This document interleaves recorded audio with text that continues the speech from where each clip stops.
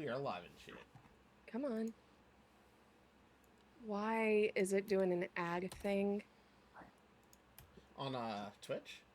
I Yeah. should Oh, have maybe ads I disabled. do. Oh, I think it might have been because Oh, your Prime sub ran out. yeah, my Prime I forgot to renew it. Hey, thanks But for the now I have. subscription. There we go. Free subscription. But anyways, okay. Just so this way you can see, Jen. This Oh, is sorry, I hit the wrong this, button. There okay. you go. This is the goblin. Oh, I'm there we go.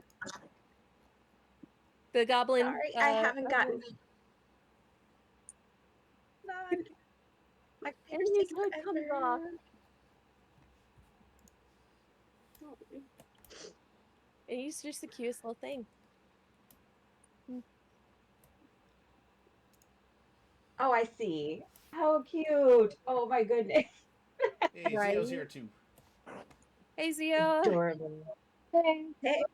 This is you in goblin form. It's a little rogue plushie. Where? On Here. if you on the Twitch stream, if you have it turned on, you can see Nyla's old. Oh, okay, I can see it. Yeah, that's cute. I also have a bard version, and he has a little lyre.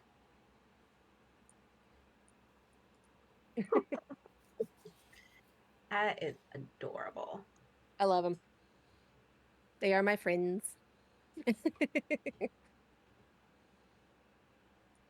So cute.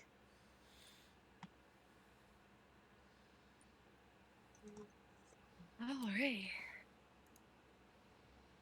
Oh my god, I have so many notifications.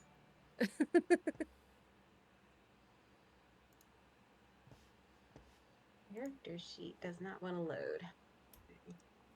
That's not good. Yep. I mean, I don't know if we're gonna have combat today, but just in case we do, the character sheet would come in handy. Yeah. Okay, I got it finally.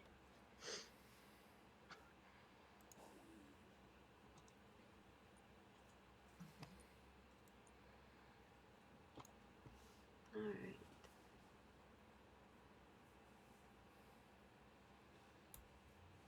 Alright, so how's everybody doing?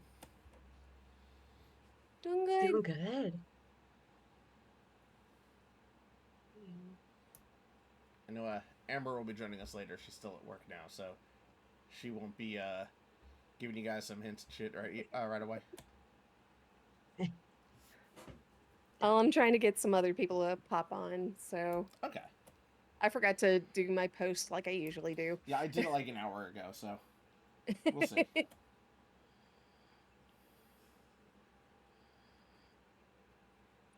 But anyways, how's everyone's, month been? Fantastic. Yay!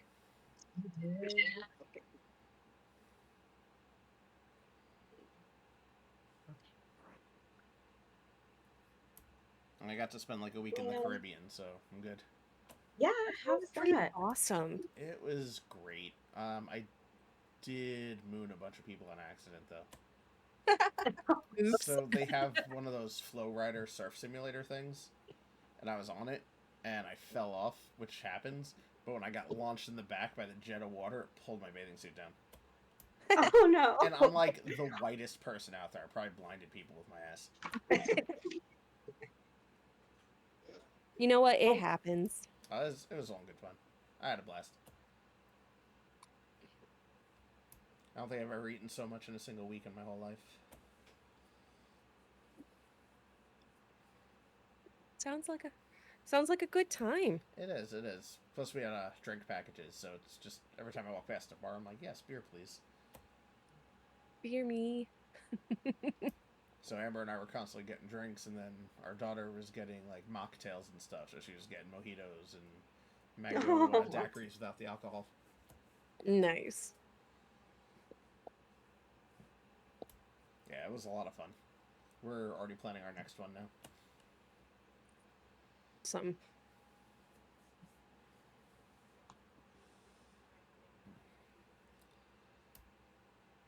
Is everybody ready for some D&D? I feel a little rusty right now, but Yeah. Yeah. You good, Zio? I don't think I can hear you. Can you hear me? Yes, now I can. Yes. There we go. All right. So I guess first things first. Did anybody? I know Haven got to. Did anybody else get a chance to level? Oh, I did it. Okay. So I for the forgot. most part, you can follow just how the character sheet's built into Roll20 level. As a rogue, it's pretty generic. I'll check the swashbuckler sheet and see if just anything extra pops up. If not, it might just be a basic level up for you. Okay. So I use the little builder thing on my character sheet. Yeah. And go up 2 levels. So we're going. I think you're 8 now, so we're going up to 10. Or the other way around, you were 6 and we're going up to No, 8. we're going. Yeah, we're 6 going up to 8. Okay, I knew 8 was part of the equation.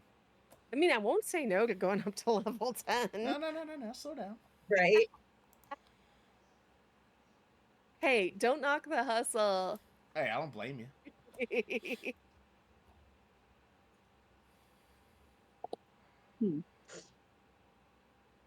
Everything with my character sheet is just taking forever.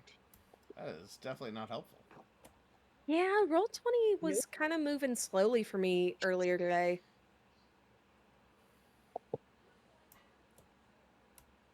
And I even restarted my computer before to head off any Here we go. Okay.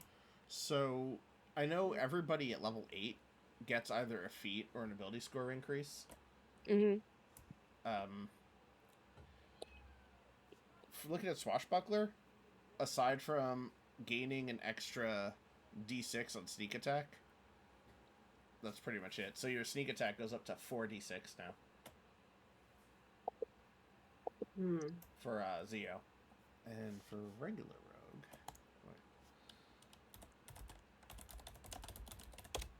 Because you're the thief archetype, right? Yes. Okay. Yeah. Sorry, I'm trying to figure out.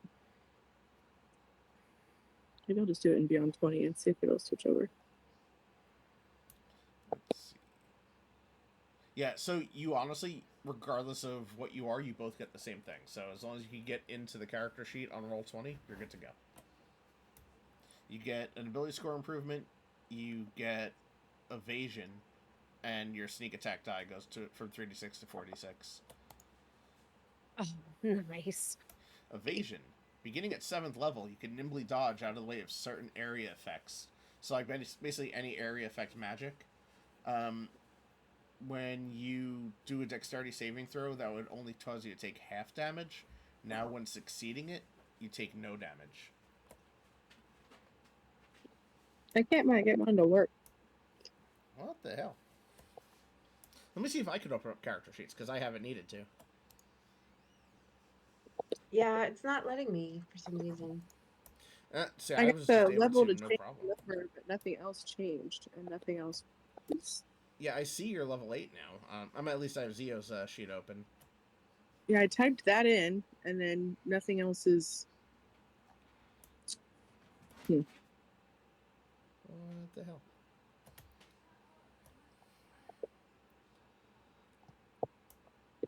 I mean, I guess the biggest thing y'all would need would be, like, you know, because we could make this work if you just do your HP rolls and add the HP total. That could get it done for you. It's so weird. All right. I think Because evasion is something that you more have to remember. And I'm looking at Clover. It looks like you're good. I don't know if your HP went up already yet or not. no, it didn't. The HP didn't go up, so I'm gonna. Yeah, so you can just roll your hit die.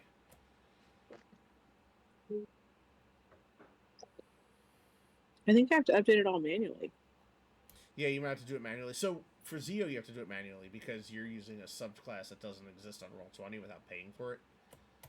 But for Clover, who's the basic subclass, it should have just worked. I say should have because it obviously didn't. Yeah, it didn't work.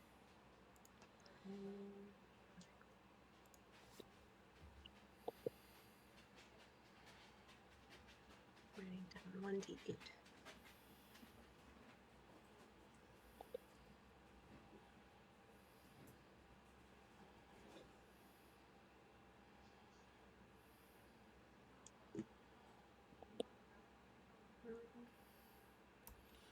So, not gonna discuss spoilers, but does anybody in here watch Acolyte or no?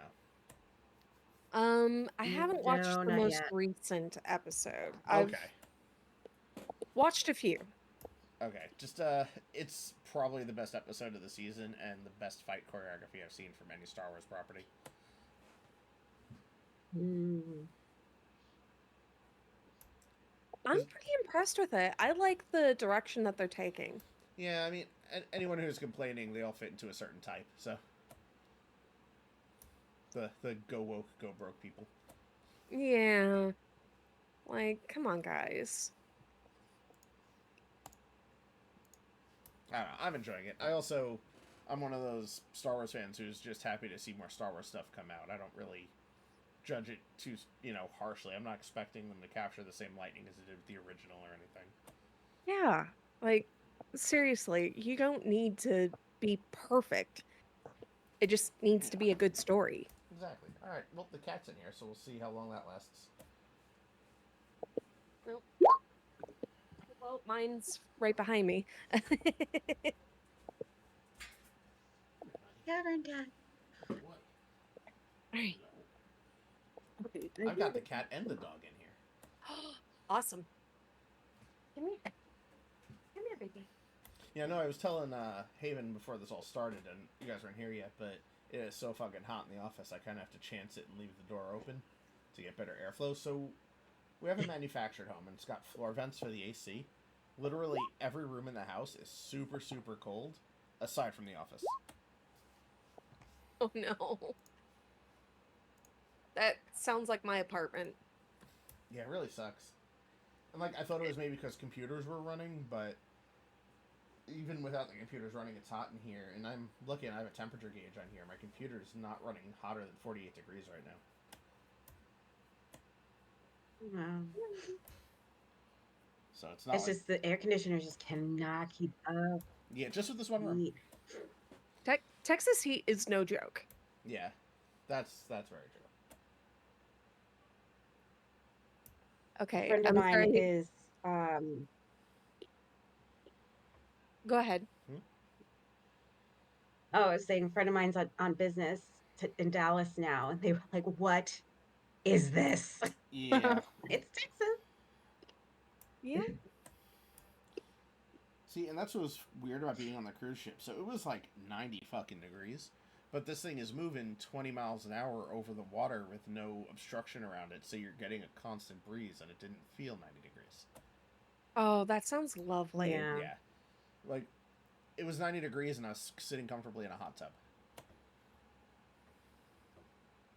Nice. Yeah, we didn't want to leave the hot tubs. Where'd you go? Come here, baby. I've never been on a cruise, and I kind of think that it'd be something that I probably wouldn't enjoy that much, just because it seems like it would be a little claustrophobic for me. Middle of the ocean, no land in sight, no good. So if the no land in sight thing is like a hard line for you, then you're probably not going to want to do it. But it doesn't feel claustrophobic. There's so many things to do and so many spaces on the ship. So there was 3,000 people on this cruise ship, not counting the people that were working it. And Damn. there was never more than like 100 to 200 people in any given area. Mm. That's a lot of people. Yeah. That is a lot of people. The only thing that got crowded to the point where there was like no seats for anyone was karaoke. Which is That funny. makes sense. So My parents just this is an older ship. They do karaoke in a lounge that's meant for other stuff. The newer ones, they have dedicated karaoke bars. That's really cool. Yeah, so just for example how big this ship is, there was ice skating, there was laser tag, there was an ice skating show that was also on that same stage, the ice rink rather. There was 2 theaters, one for a off-Broadway size style performance, the other one had magic shows and comedians. There's a comedy club, there's a piano bar, there's like 8 different bars, there was 5 hot tubs, 3 boats, not 3 boats, 3 pools, and like wow. a dozen restaurants. That's I a think. lot. Yeah, like they have just a dedicated there was always sushi and something to hibachi do. restaurant. Yeah. Oh, Oh, kitty, Yeah, we ended up doing sushi for lunch the last day. kitty, It kitty. comes with an extra charge, but it was actually really good, really fresh sushi. Nice. I'm glad that y'all had a good time. Me too. So I knew I was. Amber knew she was. We've both gone on cruises before. This was our daughter's first one, so we're like, we really wanted her to like it. And she liked it so much, she's excited that we're doing another one now. Awesome. Granted, it's not going to be Nice. for another 2 years, but, you know. I'm not making the money I was, so got to It's something to, spread it you out. know. If I was still making the money I was making at Wipro with Amber making what she's making now, we'd probably do it next summer. Yeah. Mm. She's basically my don't sugar think mama you- right now. I don't think you would like a cruise. I wanted to bring my cat, and I thought that'd be a bad idea. Yeah. I want to hold her up to the camera because she's in here, but if I fuck with her, she's gonna start messing with everything. So let's see if I could. There we go. She's on the chair. Oh, Aw. good girl. That's a good kitty. Yeah, yeah, she's good. She just turned a year old not too long ago. Oh my goodness. Yep. At this point, Evie is 3.5, Okay. Oh, or at least that's ballpark. cute. Dinner Yeah. is 12, and I think Zeppelin is 14, maybe 15. Oh, grand old kitty. Yeah. Although, Mhm. recent development on Zeppelin, I'm pretty sure he's losing his sight Oh no. because, like, he keeps running into the door and like not recognizing me until I get real close. That's a sign. Like, Yeah. yeah, and his eyes are like dilated all the time. But I can't really afford a vet trip right now to like confirm. But Oh, I understand that. I mean, Oh, as long like, as he's it's not like- getting hurt and everything, it's okay.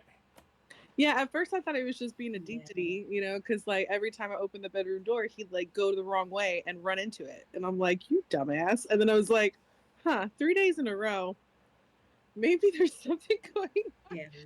And now it's like a regular morning thing. Like he goes the wrong way and bonks into the door. Yeah. Like, and Oh no. I know with my old cat, who we had to end up putting down last year, he was 15, but he was diabetic, and vets get expensive.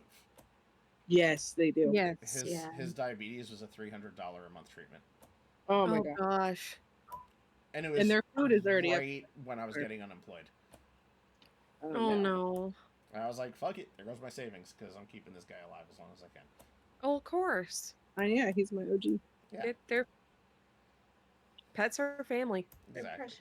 The However, most I spent on Zeppelin was like 3,000 because he had to get like half of his jaw oh removed because shit, teeth stuff. That was Yeah. like 4 or 5 years ago. we're afraid Igor is gonna eventually need dental work because she has a really big overbite. And while it looks really derpy and really adorable, it can be problematic in the future with her trying to eat and everything. Yeah. Brush your teeth. Yeah, we give her little like dental treats too to help with the Yeah. cleaning. Cats suck because like their teeth are like embedded in their jaws, so they have to like surgically remove teeth. Yeah. Whereas like Mhm. dogs, they can just do like humans where they just pop out. Yep. Which I learned the hard way with my credit card. Oh Understandable. no. Yeah. One of my cats has no teeth. She has FIV, and when we got her, her teeth were all like rotting. Oh. So they were like, we have to just remove all of them. We can't, just pick and choose. All of them got to go. So Poor she baby. tries to bite you, and like you can feel it. She's got some strength in that. Yeah, no teeth, but there's still muscle. Yeah, oh yeah. Luckily, Igor doesn't bite, but she will lick you for like a solid 10 minutes in the same spot. And it gets raw. It does. And she learned that from watching the dog. She behaves a lot like the dog. Because when we got her, she was, Aw. I think, 2 months old, 3 months old. So her Mhm. whole life has been watching this large asshole do what he does. And she's like, yeah, I'm going to do that too. Jumping Great. on our Sounds laps, good. I'm gonna do trying it. to, like, she'll go into his kennel and lay down. Oh. Oh, She'll eat his food. And now, so she's 7 pounds, he's 90 pounds. She'll be eating out of his food dish, and he'll sit down and start whining and look at us and be like, help. Dude, you outweigh her. Oh, he knows it. When he gets like real playful with her, he'll get his snoot up under her belly and like fling her 5 feet across the room. And then she charges at him. And does he come crying to you? So he'll run away and she'll like jump on his ass. And then he'll turn around and do the thing where dogs get really low to the ground and playful, and she'll run away. And then he'll turn around and she'll jump back on him. Oh, Yeah, they've got the best friendship I could have hoped for with a dog and a cat. That's awesome. That doesn't always happen. No, well, so our dog hates people, loves every animal. So that disposition was easy. And since we got her so young, she was able to get used to him really quickly. Mm-hmm. Yeah. Yeah, I love our little assholes.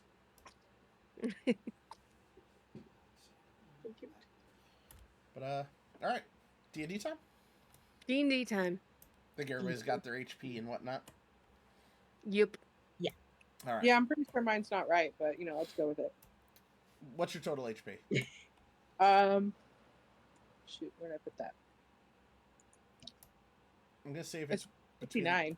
59? Yeah. That sounds close enough. Wow. I Yeah, have mine's more 51. XP than you. Well, so That's Holy not what shit. this. their hit die is an 8. Aren't you a 10 as a cleric, or am I mistaken? No, mine's an 8. Oh, you just got better rolls. I guess I just got better rolls because I got I have a total of 68.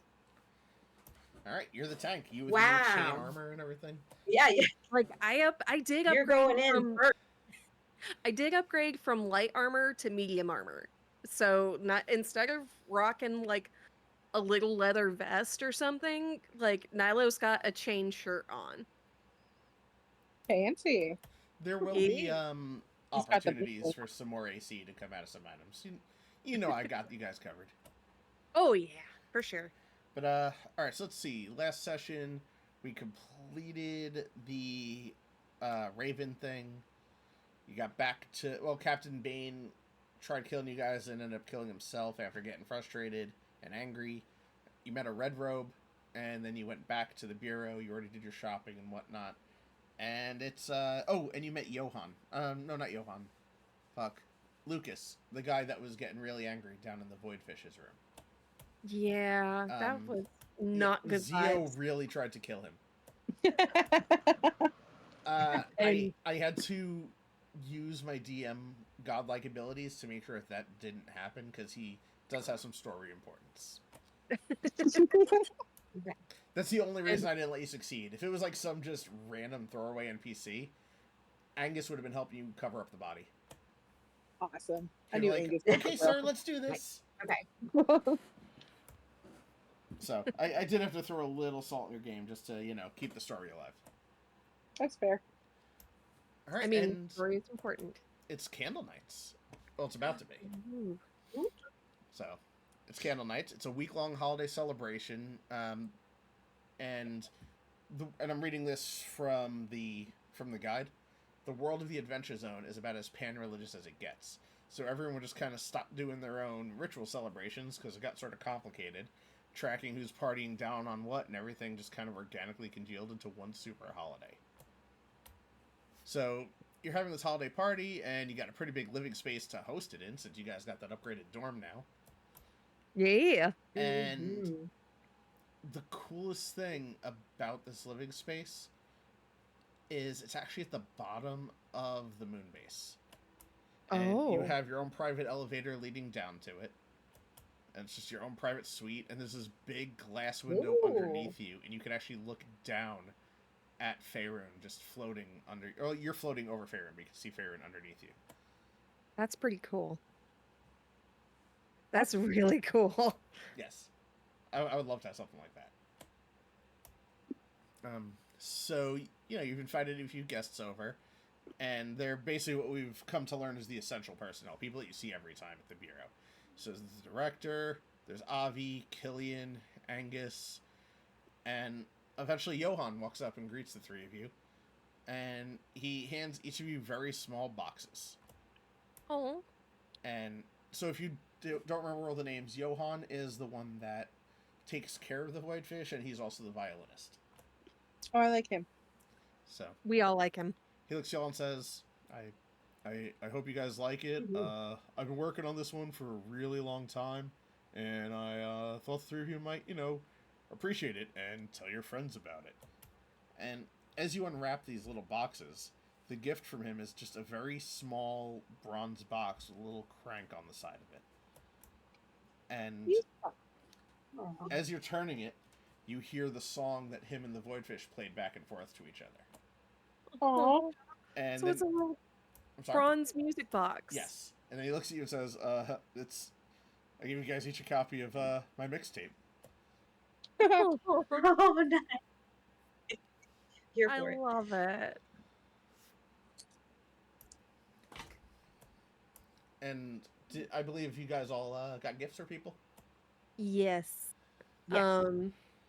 So Nilo. Nilo him a jar of bees with a heart drawn on it with Sharpie. What am I supposed to... Do I eat them? No, you can use them for whatever you want, man. Yeah, I'm gonna eat them. Bees are good eating. Awesome. I mean, they make honey, so they're probably filled with it like little gushers, right? No. It's worth a shot. Is that not how it works? No. I don't know. They keep the honey at their hives. All right. So what I'm gonna do is release one and follow it. And I'll find that honey. I'll report back to you in the morning. It's excellent.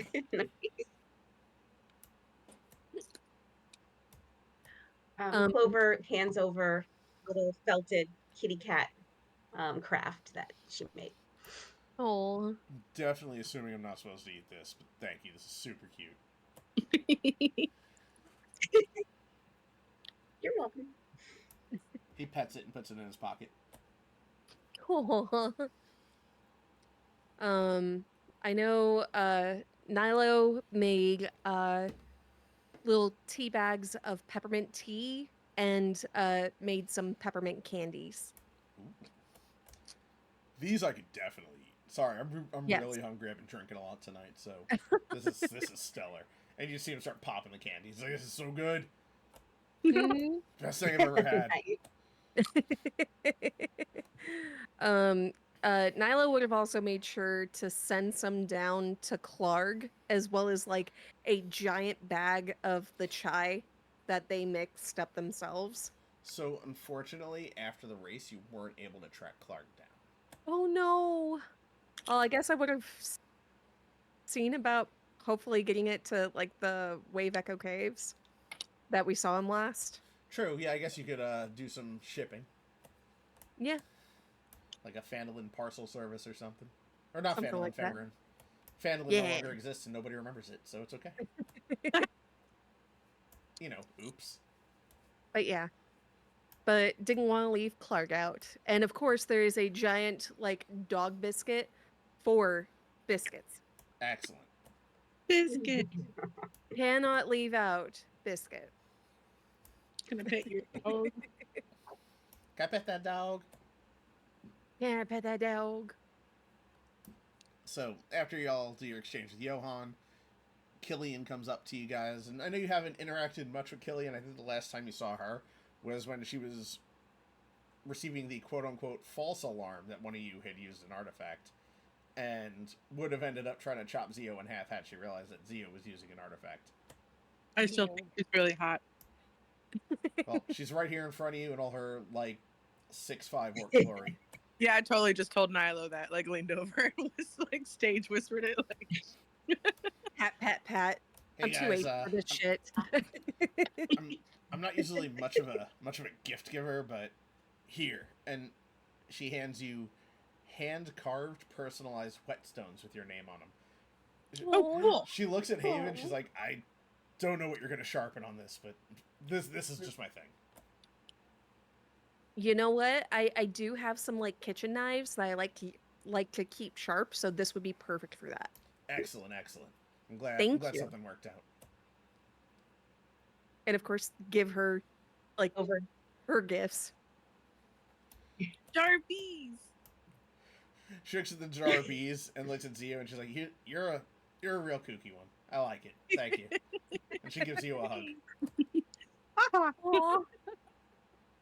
You okay there? You're kind of melting a little. Yeah. All right, Okay. good. She gets the tea and the candies. Mm-hmm. Tea and candies. She's like, these candies are going right to my thigh. That's all right. I want to be thick. Thick thighs Yeah. save lives. Exactly. And you know what? They're also really good for a hangover. Oh, I don't get hungover. That's fair. I drink. I don't get hungover. That's amazing. They're also good in case you get allergies. Really? Mhm. Look at that. The mint opens up your sinuses a bit.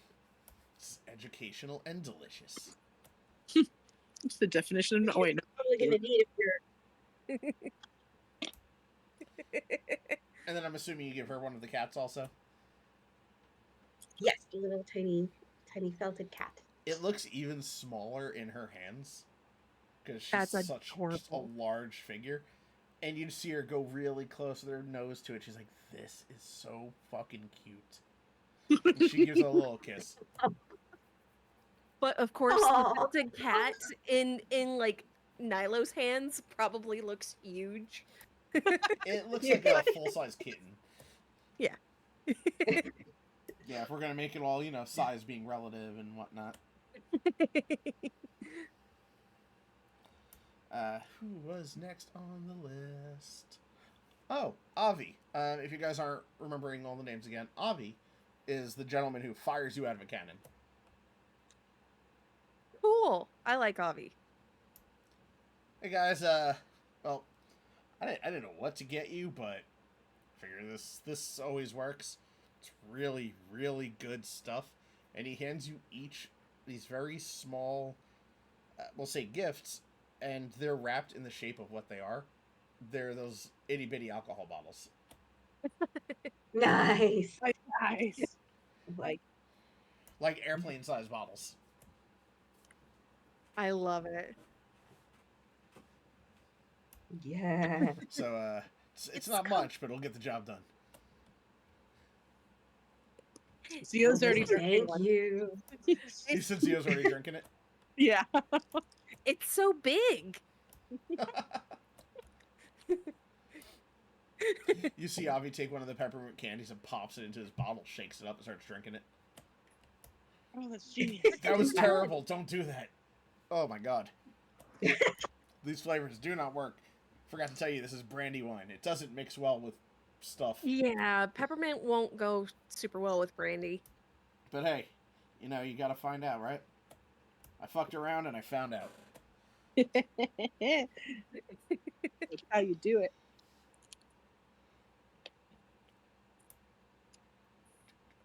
And who's next? Ooh, Well- somebody wants all their gifts. No, I want to do I did some special gifts for Zio and Clover. So I'm excited for that part. If you want, you guys can exchange gifts right now. No. I want to save it for last. Okay. Can we save it for last? Yes, that is absolutely fine. Okay. I will say, he appreciates the little felt cat. When he sees the jar of bees, he's like, "Oh my god, come with me!" And he runs you guys to the elevator, up to the hangar. He loads the jar of bees into a cannon. Is like, "There's this asshole that lives back in Faerun. I'm gonna ruin his night." And you Zio is ecstatic with this, by the way. you're She's like, watching on a screen, and you just see the jar of bees pop out of the cannon into space, but the force of the cannon shatters it, and all the bees fly back in through the cannon and start stinging them. You know what? I'm so sorry, Avi, but that is karma for you. Yeah, I know. I probably deserved that. it's hilarious. It'll be funnier when I heal. Here. I give him. Hope he's not I allergic. heal him. You I heal him. Give him a little heal. I give him a little heal. He appreciates it. He's like, "Oh, thanks. That's pretty stupid of me. I'll find something else to shoot at his house later." Maybe one of the orbs. If no one's in there to pull the brake, that'll do some real damage. Don't kill him. Not him, his house. That'll be hilarious. I fully support you. Follow your dreams, Johnny. As you guys make your way back down to your dorm where the party is, Zio, you feel a tug at your leech skin hoodie. What's up, bro? Hi, it's me, Angus, everybody's favorite super smart boy detective. Oh, hey, bestie, what's up? I got you all presents. Oh, I got you a jar of bees. You got me a jar of bees? I have no idea what I'm going to do with this, but thank you. You're welcome. And he hands each of you a book. Oh.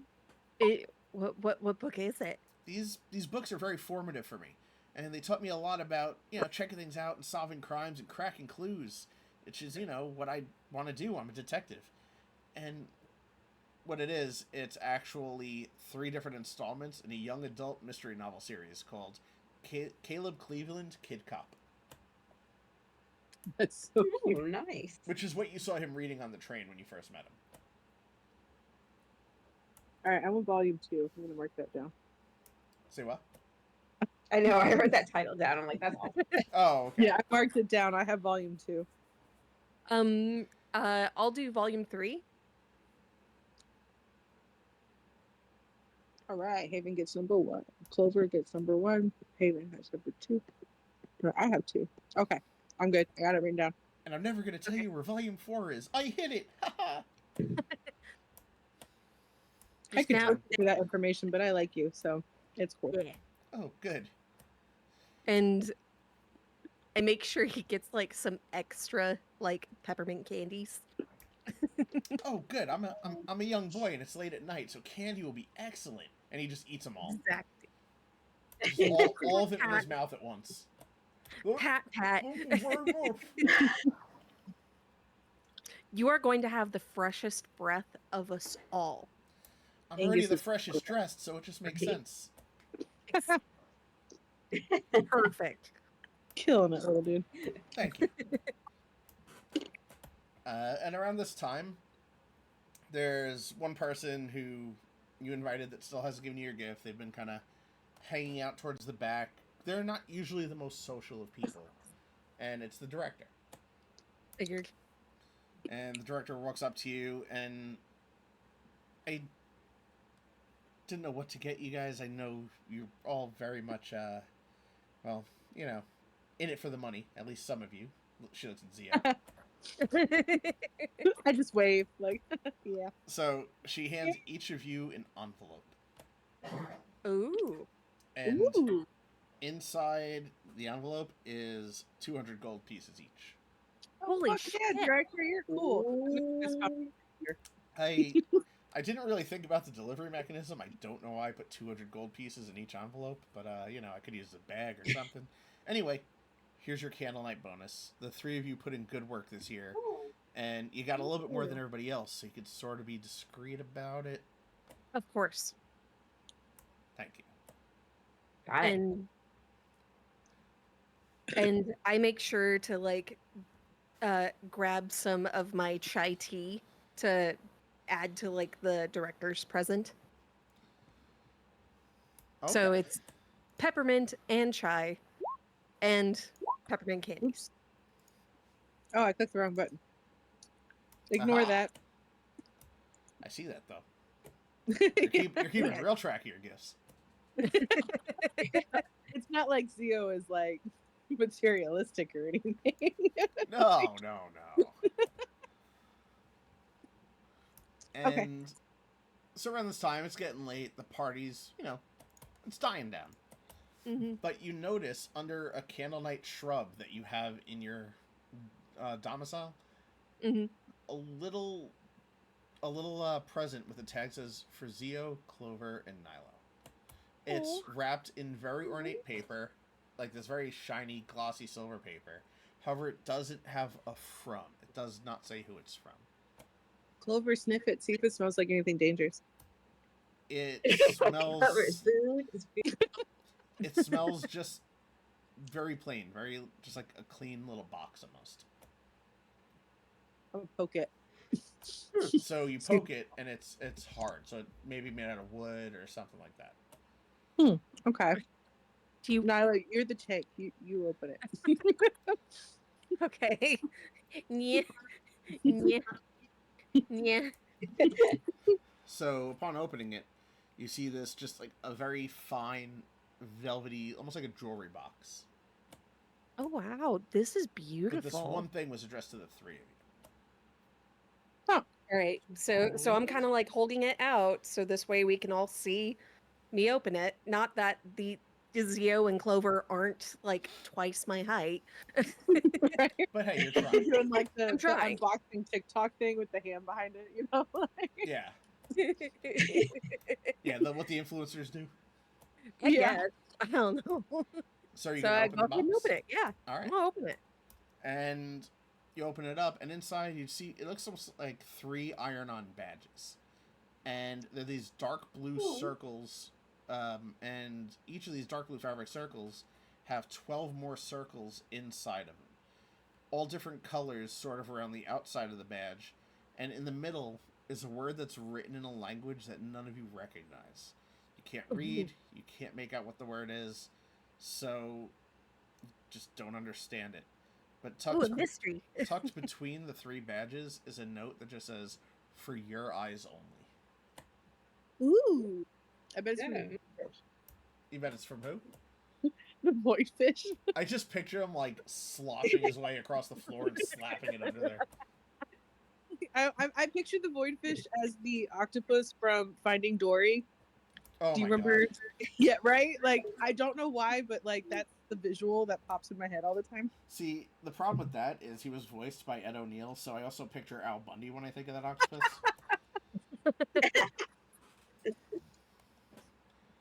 That's But even better. without spoiling anything for later, I can promise you it's not from the Voidfish. I kind of figured the fish didn't. However, that'd be pretty cool. The Voidfish didn't get you a gift, and I guess you could take that up with him later.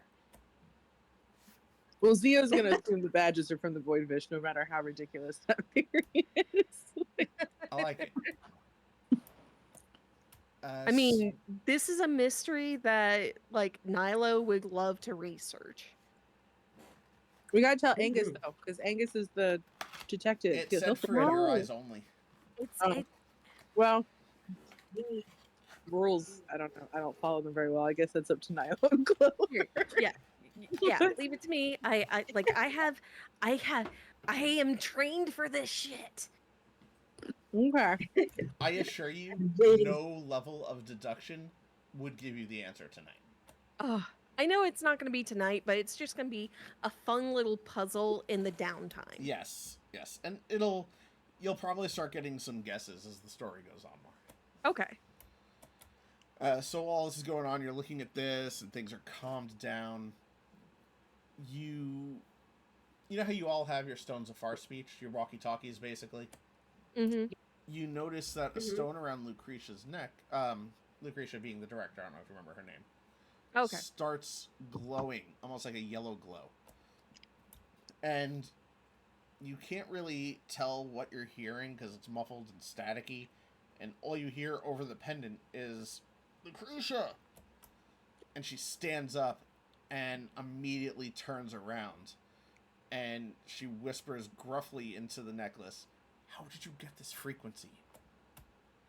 And as she's still walking away, and she moved away from you, so it's a little quieter, so you can't hear what comes out of the necklace, but you hear her.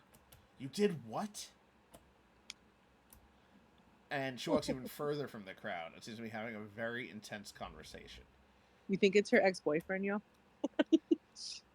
At this point, she pulls out a notebook and writes and holds up, "It's not my ex." And then she continues jotting down, and she seems very disappointed in what's going on. You can tell by the expression on her face. And it's so much that even the rest of the party kind of stops and everybody's looking at her, because they can tell something's going on. And after a couple more minutes of this muffled argument, she writes something else down in her notebook, tears out the page, hands it to Avi, and says, "Move the base to these coordinates now. We're in a hurry." And Avi looks at the piece of paper and says, these coordinates are south of here? Yes. And Avi's still in kind of disbelief. He's like, the moon doesn't typically move south. And she looks at him and says, just go. Do it. Now. Oh shit, she did a make it happen. And Avi scurries off. Yep. Make it work. Make it work. Looking at the three of you, she's like, my pendant is a stone of far speech, as I'm sure you were able to deduce from that. I think your DM had mentioned it. And it's for emergencies only. And somehow Lucas, our scientific advisor who helped us build the base. Does the name Lucas sound familiar to anyone? Yes. Ironically, I have an ex named Lucas, so this is very funny to me. Well, you also tried killing Lucas last episode. Oh, this is great. So it's all full circle with this podcast or this stream. She looks at you. She's like, he's a bit abrasive, but we owe a lot of our success to him, and that was him on the other line. Somehow he hijacked the frequency to my emergency stone of far speech, and he's informed me of a fairly dire situation. He's gone too far. He found a grand relic, and he's been experimenting with it behind our backs. Oh, damn it. What? Knew that little shit was bad news. He's... Is he on the base now? No. We're gonna be sending you guys after him. After Excellent. Like, you can take care of him.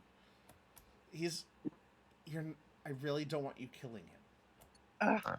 He's a consultant for us. We did have him inoculated to the Voidfish's ichor, so he's able to know about the relics, but he's not authorized to find them or use them or experiment with them. And the one that he's tinkering with is the Philosopher's Stone. Of course. Ooh. It's a stone that allows the user to transmute any material into literally any other material. In the wrong hands, it could bankroll an army, or in this case of Lucas, I guess it could, I don't know, turn the entire world into solid crystal, extinguishing all life on the planet. Well, shit. And as she's telling you this, you hear him chime in through the pendant. Listen, it's not me who's doing this, okay? I found the Philosopher's Stone, and I was doing some experiments with it to help the Bureau of Balance. And maybe my grasp outreached my scientific ethical boundaries a little bit, and I'll give you that. But something has taken over the stone. And he used it to turn the exterior of my lab into crystal. Solid pig tourmaline. And whatever's channeling that relic is still somehow using it. Meaning everything that gem touches is going to get King Midas in a sense. I have some robotic helpers here. They don't possess the sentience to pull off a stunt like this. And I don't know what's taken over the stone, but right now I'm trapped in my own medbay because it's outside of a crystallized room. My lab is separated into different chambers by what I call arcane airlocks, which kept my whole facility from getting all tourmalined. But unfortunately, the entire exterior of the base is covered in what is essentially a sort of virulent crystal. And, well, to make matters worse, the suspension cores of my lab, it's basically what your Bureau of Balance headquarters is modeled after. And that's why it floats. And they can't compensate for the extra weight. So, because of my lab's new, we'll call it a candy coating, my lab is slowly sinking towards the earth, towards the Stillwater Sea. And based on my calculations, we've got about 82 minutes before my lab touches down, and that's going to be very, very bad for life. So I need you all to get here and rescue me and get the stone back so I could undo what's been done before, the world gets crystallized. God damn it. I guess our gifts for each other will have to wait. Yeah, I guess so. We're gonna get paid so good for this, though, you guys. I'm glad you got the eye on the prize. Charging Yeah, overtime. I was about to be like, yeah, now you have time to do your gifts. And then I realized I just already gave the timer. Yeah. Unless you want It's to holiday retcon that you did your gifts before this emergency happened. No, Fuck it's, it. I think it's okay. We can wait. Okay. So, his lab, as you might have deduced from that, is floating over the still water sea. It's a unique body of water that has no sort of waves or tidal motion of any kind. And his lab's just kind of floating over it, but as it's lowering, it's going to touch it, and that crystal, which is virulent, is going to spread, and that'll cause it to spread throughout the whole planet eventually. Okay. Lucretia writes down another note in her notebook as Lucas comes back through, and he's like, okay, Madam Director, I think you're going to need to use the null suits, and I'm going to need them to bring me one too. So she hands a note to Johan to send him off to go to Leon to prepare the null suits. Okay. And into her pendant, she says, Lucas, we're gonna pull your ass out of the fire this time, but we're gonna have a nice long talk about everything when this is done, over and out. And the pendant stops glowing. Ugh. All right. Despite what All you... right. I'm sorry? Nothing. I was just gonna say, let's get down to business. To defeat the Huns? Yeah. Despite what you heard, your mission still falls under normal parameters. Nilo, Clover, Zio, you're in charge of retrieving a grand relic. Not Lucas. Don't let him anywhere near it. And then she turns to Killian and says, Killian, it's time to get the squad together. It's time for the regulators to roll out. We're sending you to detain and extract Lucas for his abuse of confidential information. Standard protocol applies. If he makes a move for the relic, and then Killian looks at the director and says, you got it. Ooh, badass. Okay. Which, I can almost imagine Zio swooning a little. Yeah, knowing like, that if little hard eyes. Lucas, who she wanted to kill, if he gets out of line, Killian's gonna, bisect him with an axe.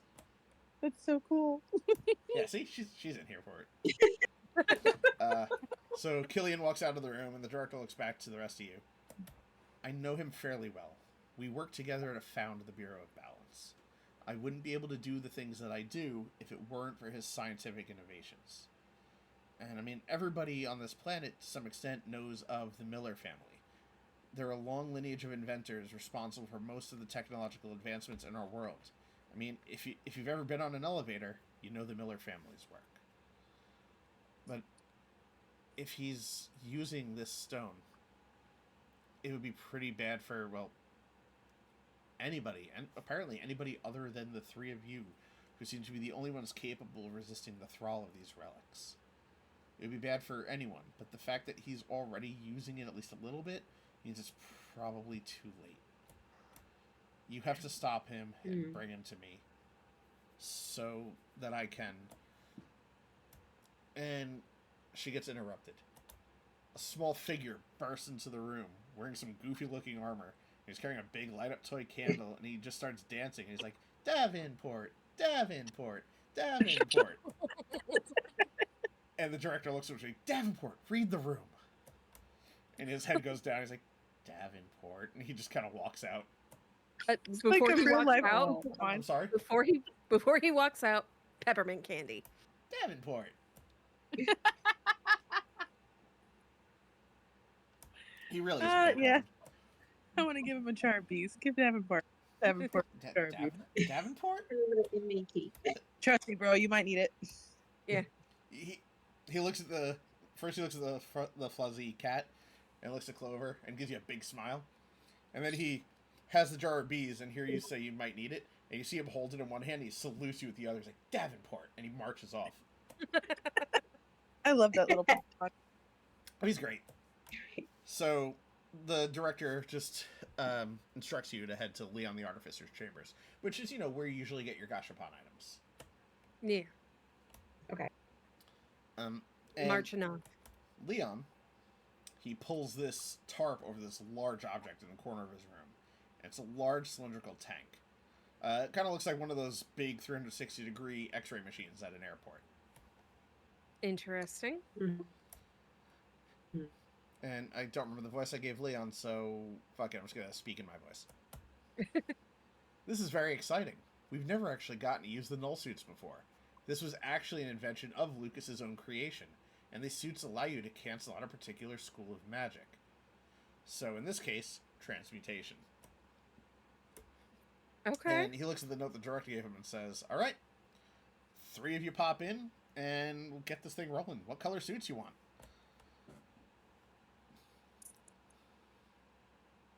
I want green. All right, and you see him punch in some commands. Like, are all 3 of them gonna be green, or? No, you'll each get your own. Oh, okay. We're like Power Rangers, y'all. Pick your color. Indigo. All right. I mean, come on, I'm a Twilight Cleric. I gotta look like a fucking Twilight Cleric. That's fair.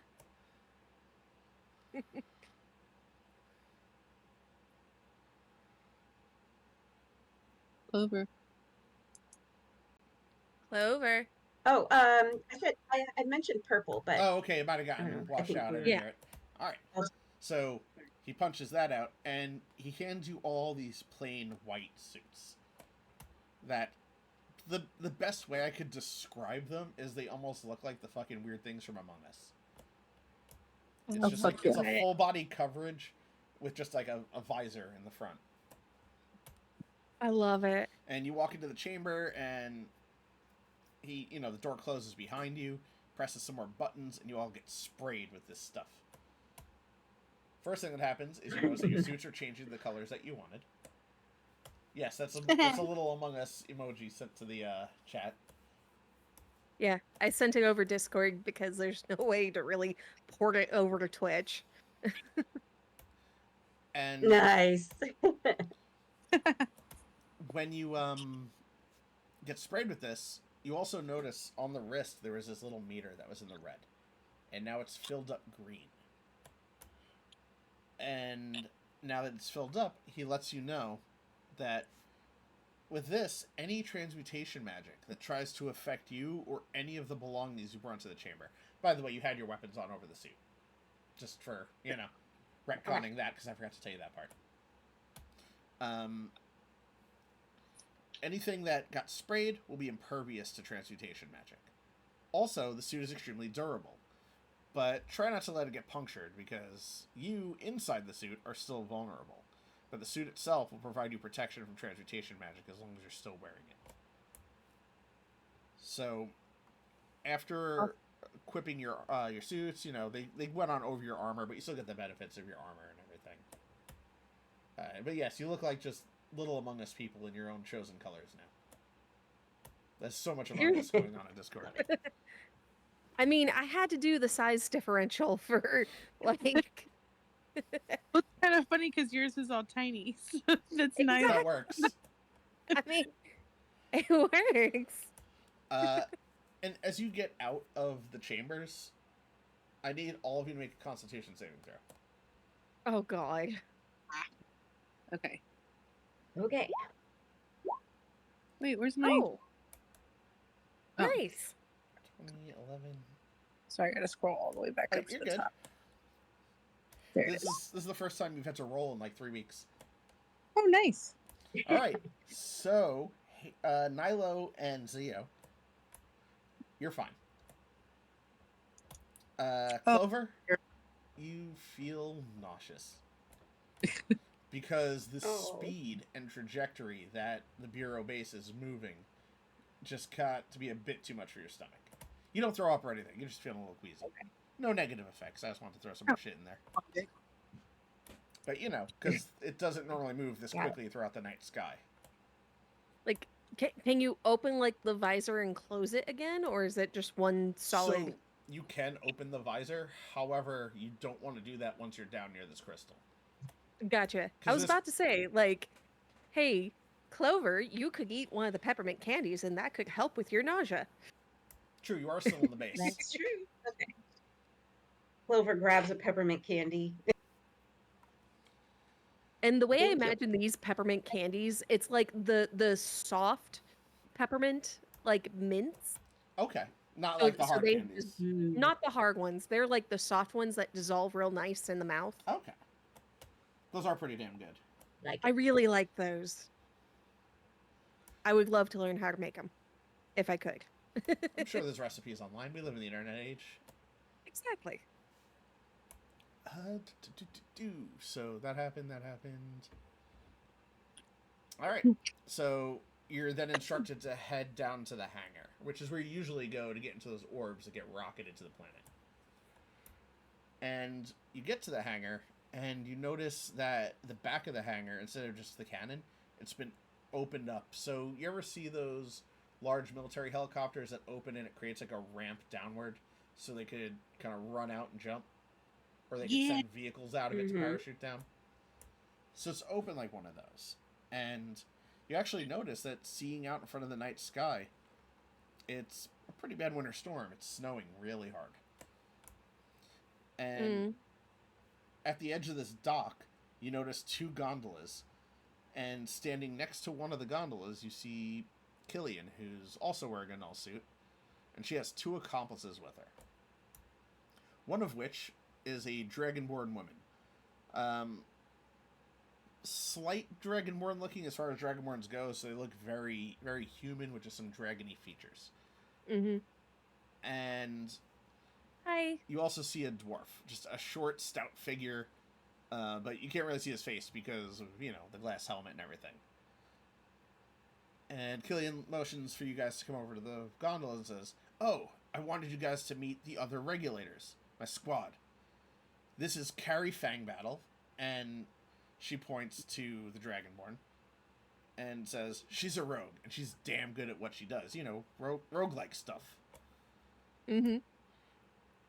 And nice then to meet you. the dwarf lifts his visor, and you see this just gruff-looking dwarf smoking a cigar inside of the fucking helmet, which is why you couldn't see through it. And he's like, "I suppose introductions are in order. My name is Boyland. Russ Boyland." Hello. Spoiler. I want to be a regulator, y'all. so cool. And then he closes it again. You just notice the smoke fill up the visor. Yeah, I don't know how he's even breathing at this point, but it's a fantasy game. Yeah. And in fantasy games, smoking doesn't hurt you.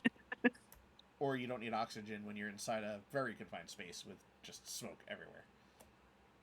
But regardless, the director's there too, and she walks over and holds out her pendant, and Lucas kind of speaks to both squads, so you guys and the regulators.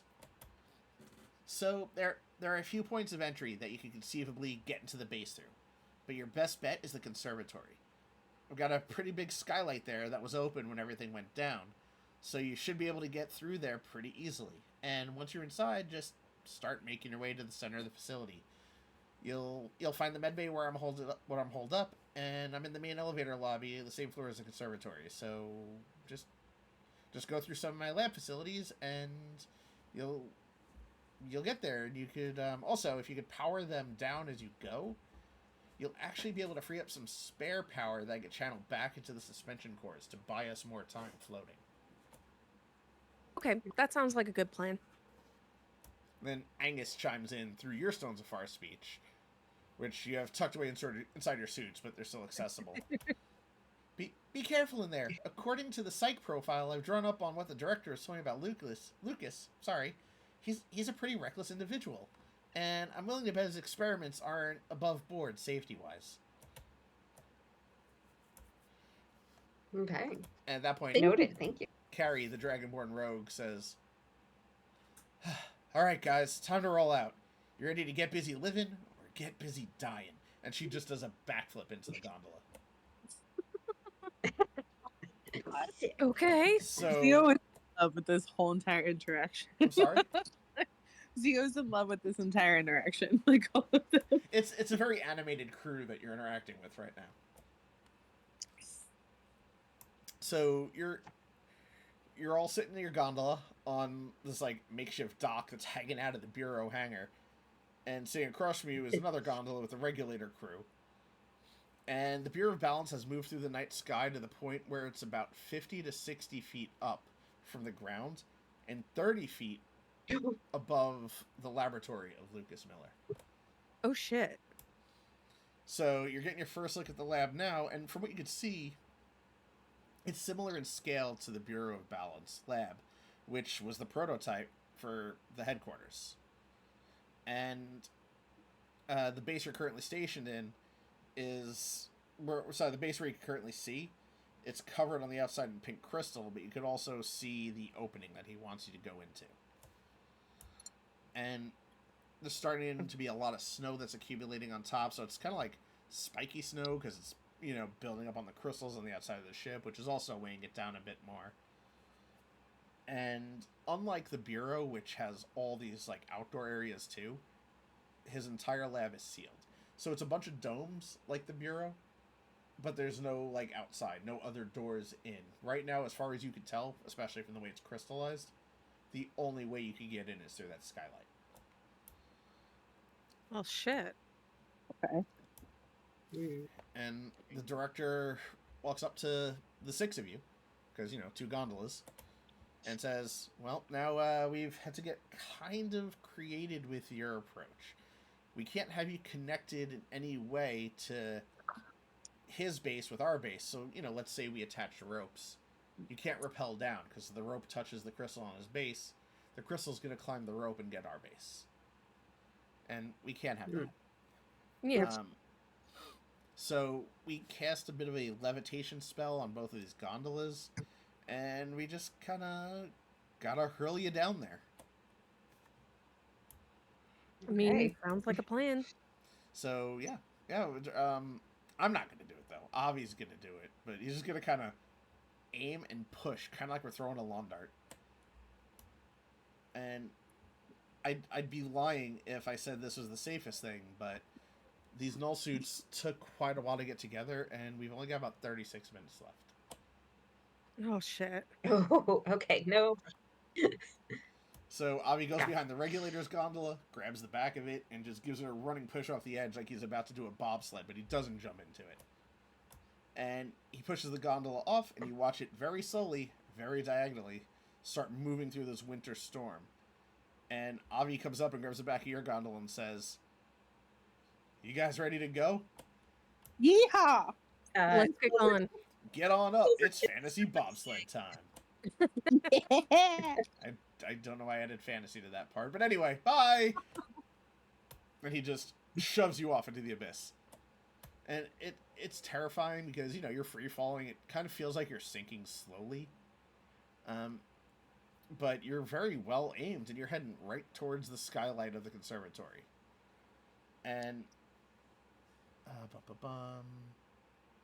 as you're sinking towards this, you see Carrie Fangbattle standing up in her gondola, like hooting and hollering and having a good old time. And the She descent. gets it. I'm sorry. I said she gets it. She does. She's here for it. The descent lasts for about a good 30 seconds or so, and you're getting pretty close to the base. But suddenly, a squall from the winter storm presses up against your boat, and your boat starts rocking and rolling in the sky, as does the regulator's boat.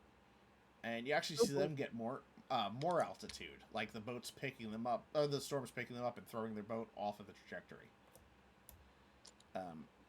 And as you approach the base, they've gained even more altitude, and you watch their gondola just go sailing over this crystalline, craggy mountain range with the built-up snow, and you see them disappear out of sight.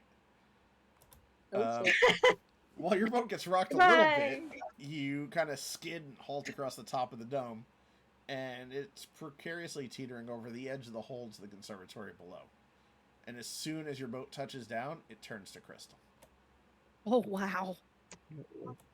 Not like immediate, but it's a slow transformation process. So the boat lands and it's teeter-tottering, and you notice the back end of it touches a part that's crystal, and that locks it in place, and the crystal just slowly climbs up the gondola. Okay. Ooh. Time for a map change. Hold on 1 second. Woo, map change. So I'm not running with fog of war or anything, but you could pretty much right now you're going to be in the conservatory. You can't see all these other sections yet. Did the map change for y'all? Yeah.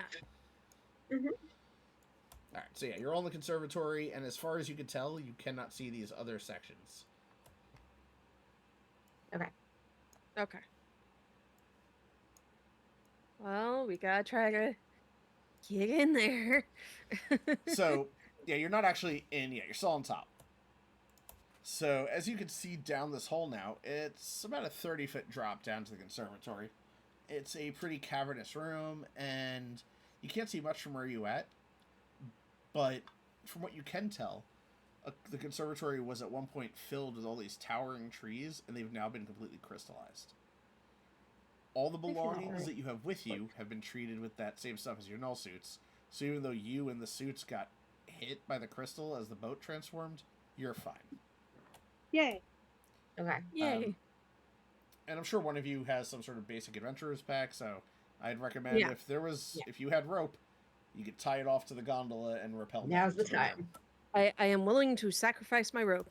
Yeah, because that should turn into crystal. Yeah. I'm gonna- I'm sorry. Oh, I was just gonna say, like, I'm gonna make sure there's like regular not handholds, so this way it's a little easier to climb up and down. Okay. Well, I'm glad you said that because you'll need to make dex checks to do this. Does that However, mean? now it's with advantage Yay! because you have the foresight to do that. Woo! So That's good, dex, kids. dex save. Machi. Yeah, dex saves. Or yeah. Excuse me. All right. Ugh. So, Clover and Zio, she put these handholds on there. You just each grabbed the rope with one hand and just slid down and stopped yourselves towards the end. And touched down gently. Can- I'm going to say, without advantage, I need Clover and Zio to both make a dexterity check. Ready. Okay. Wait, I hit the wrong thing. Sorry. Okay. Yeah, you just... All right. Well, I just sliced at shit. first, it looked like Zio was trying to stab you on your way down. But instead... So even though, Clover, you did beat the check, Zio rolled a little higher. So as... You both rolled high enough. So as you both slide down, you notice Nilo just... His grip just loosens as soon as he grabs onto the rope. And you each just stick out your hands and interlock them and catch Nyla. you know what? Let me We got pull out my perch, Yeah. and I'll just kind of latch on to like one of y'all, and y'all can just kind of direct my hovering. If they would have both failed that check, you would have taken some full damage. Yeah. Ooh, God, that would have been 30 feet. That's a lot of damage. Yeah. Yeah.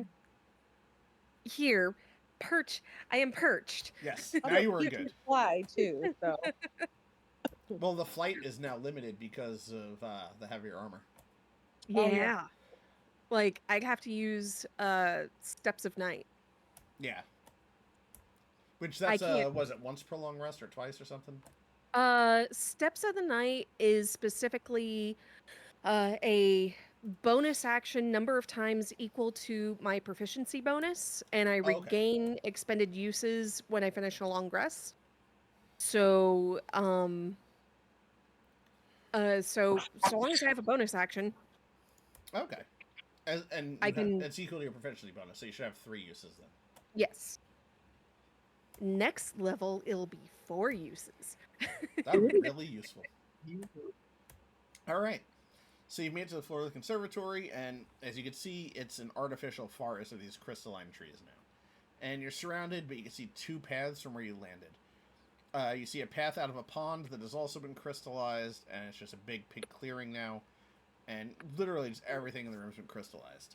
So you're standing in now this essentially a frozen garden, and there's some robots in it that were holding garden tools, but they're now also crystallized. So they were working on pruning it. This is sad. So Lucas said you need to move towards the interior of the base, and the conservatory where you are is sort of on the outside. And because he's in the med bay, which hasn't been crystallized yet, so you got to get there and help him out. Across the pond, you see something that doesn't have the same sort of pink hue that everything else around you does. It's a faint circle of white light. And you can see some metal inside the circle that's just metal that hasn't been crystallized. Let's go check that out. All right. Yeah. Go investigate.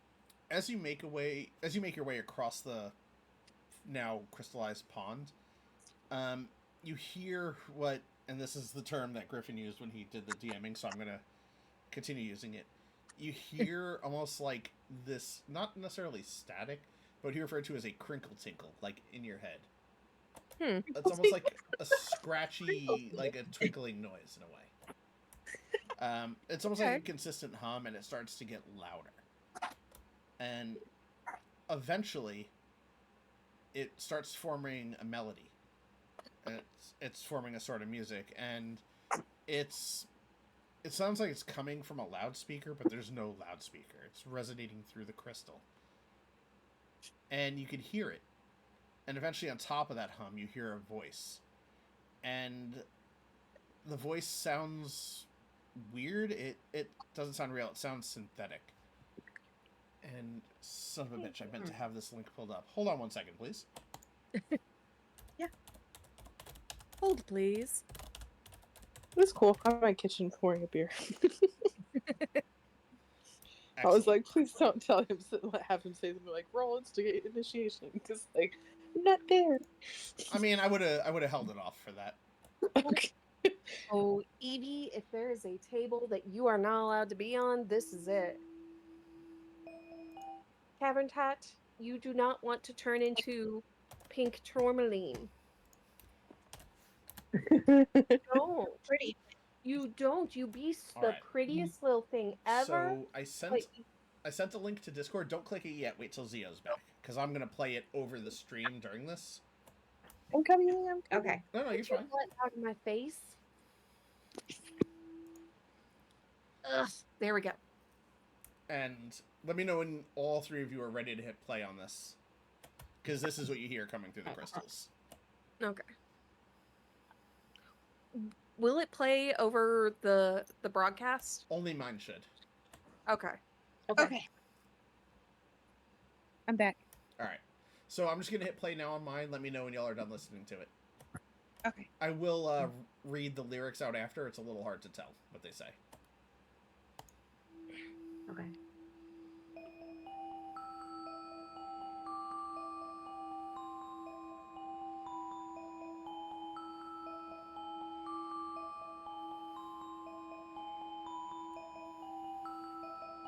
I hear nothing.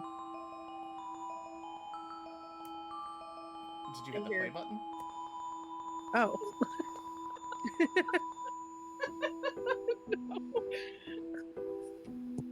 Come from my home inside a cloud, lost to the dark, I drift alone. Now I'm hidden beyond the shroud. It's very, very pretty. Never to reign upon my throne, here in my crystal kingdom.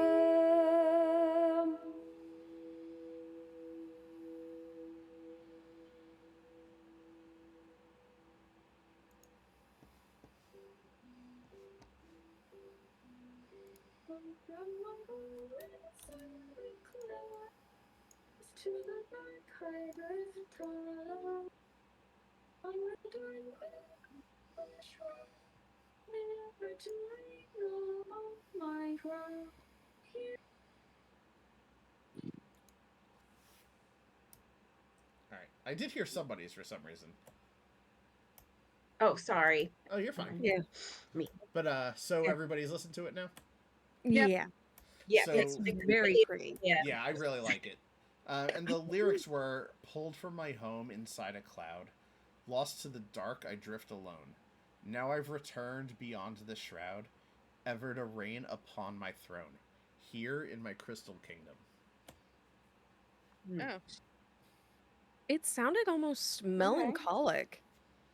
Oh yeah, he got pulled from his Mhm. home, but now they're like stuck in a crystal. I'd be pissed about that too.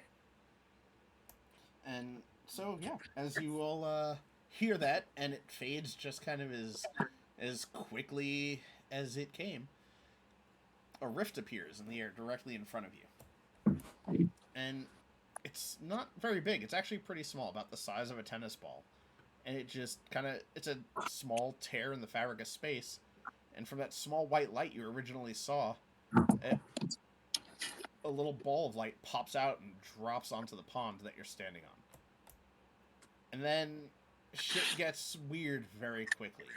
It feels like there's an earthquake in the room. Was it already weird? And you hear the sound of trees just falling over and shattering as they hit the ground. And shards of those trees are flying around and flying toward where the light dropped in. And from the pond you're standing on, a huge chunk of crystal comes flying up. And all of you make dexterity saving throws. Oh no. All Okay. right. Boom. Good news. Okay. The save for this was 10. Oh, thank God. And this wasn't a half damage situation. You made the save, so you're good. Like, no damage at all. Yay. So, all the crystal shards that were flying around start to come together, and they're floating in air. And self-forming to create, I guess, what would be a horrifying sight. You see this large, for lack of a better term, creature that stands about 15 feet tall, and it has razor-sharp claws extending off of these arms that are nearly the length of its body. And these long legs that Ooh. almost end in points, not like traditional feet. So it's suspending, so the legs just kind of come down. Its torso is comprised of a large single piece of tourmaline that's about as broad and as tall as a refrigerator, with these nasty-looking spurs poking out of it. And its head is just more of these crystal blades coming together to form a pyramid-like peak. The light that has risen out of the pond you're standing on is now spread through this entire crystal golem, making it appear like its insides are all just white fire. And the light inside of him is now glowing even brighter. And the big crystal golem moves away from the three of you and kind of backs up and surveys all three of you. And holds out its long, sharp claws and points to Clover and says, Oh. "You." Yes. Can I And help you? That's all it says, as it still just has this finger extended to you. Hmm. And roll for initiative. Oh wait, let me do the turn order thing. Great. Don't roll yet. Okay, now click your tokens. Not rolling. Oh, shit. I'm just gonna use the treant as a generic figure for this. Ooh.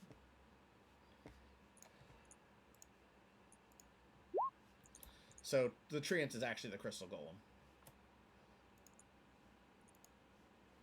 All right, and with that, we are in our first combat. Yay! And Zio, you are our first combat person. Oh fuck! Should have been paying more attention. Can I just stabby stab? Yeah. Yeah. Yeah, Cool. go for it. You could stabby stab, you could throwy throw because they come back to you. Oh yeah, throwy throw. Are you throwing both of them? Fuck it, yeah. Okay, so what I'm gonna Come say back.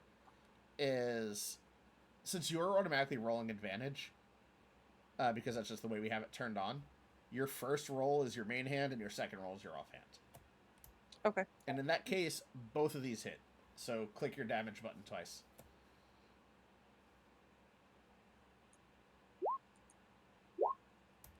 All right. Shit, I should have been keeping track of his HP.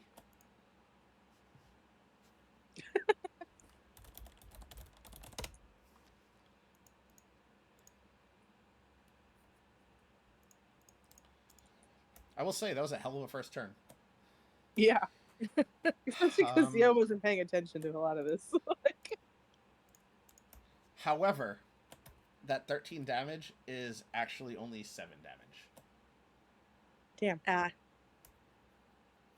I was nice enough to round up for the resistance, but yes.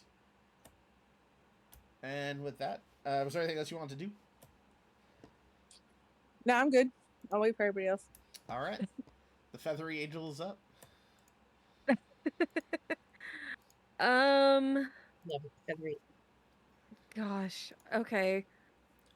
Um, I'm definitely gonna try a different type of damage because, especially, like, can we tell that like it looks like this should have done more damage? Yeah, so Like, what I'll say is you watch these daggers fly in at it. And even though this is a crystal, well, I mean, because it's a crystal being, where if it was something organic, you know they would have embedded. You see them hit and glance off and just leave like scratches on it, basically. gotcha. Okay. Now, I do have this new class feature. I took the optional feature from Tasha's, which is Blessed Strike. I'm gonna send it to the chat. Uh, because uh, when a creature takes damage from one of your cantrips or weapon attacks, you can add 1d8 radiant damage. That's a good one. Mm-hmm. I decided to take that one over Divine Strike, which is the kind of classic clerics one that you get at, I want to say, level 8. That one's only weapon attacks, versus this one is both cantrips and weapon attacks. And we know I'm a bit more of a spellcaster. So I'm gonna try a different damage through a cantrip to see how well that goes. And I'm gonna try Firebolt, which I get through my perch. Boop. So does that hit? And that's just a spell attack. I don't have to roll to like. Yeah, no, it's just a spell attack. Oh yeah, that absolutely hits. So you do the damage, then you do your 1d8. Yep. So pop the fire. And then let me get that 1d8. Not a ton of damage, No. but I just kind of want to see how that compares. So what I will say, the fire damage hits it, and you watch the fire do what it does when it hits a solid object. It kind of just it splashes. Mhm. And this thing doesn't have an expressioned face, so it's like you could see that it's hurt. But after the fire dissipates and the radiant light comes out, even though it doesn't do a lot of damage, you notice the creature takes a step back. Ooh, okay. Um, That's good to know. so you discovered that it is vulnerable to radiant damage. So he actually took 2 points of damage from your 1. Sweet. Okay. Now I now I know what to do. Yeah, I will say, so the cleric they had in the podcast was not very versed in D&D. And he wasn't thinking outside the box of things to do. So the fact that you're already hitting this crystal thing with Radiant is just a great way to just tear at it. Awesome. Yeah, well, I mean, come on. It's me. I like to try all options and I like to do my research. That's fair. I'm not unlike Nilo. And was there anything else you were doing this turn, or is that all you got in store? Let's see. I'm trying to remember what I may have as like bonus actions because I did start getting bonus actions. But because well, no. You know what? I'm good. Okay. I'm good. Yeah. Oh, I forgot to calculate my shield into my AC. Oh, I okay. forgot I had a shield. Well, that didn't impact anything yet, at least. Yeah. So, Clover, you're up.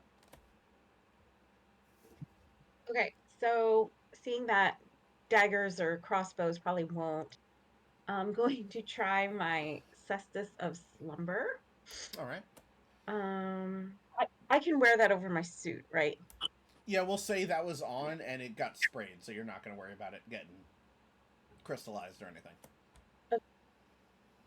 Okay, so it fires a claw-shaped dart containing a strong sedative poison.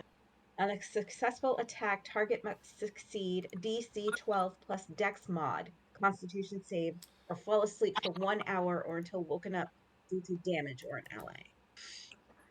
Okay. I should put that in the chat. It was, yeah, because I already forgot what the deck save was.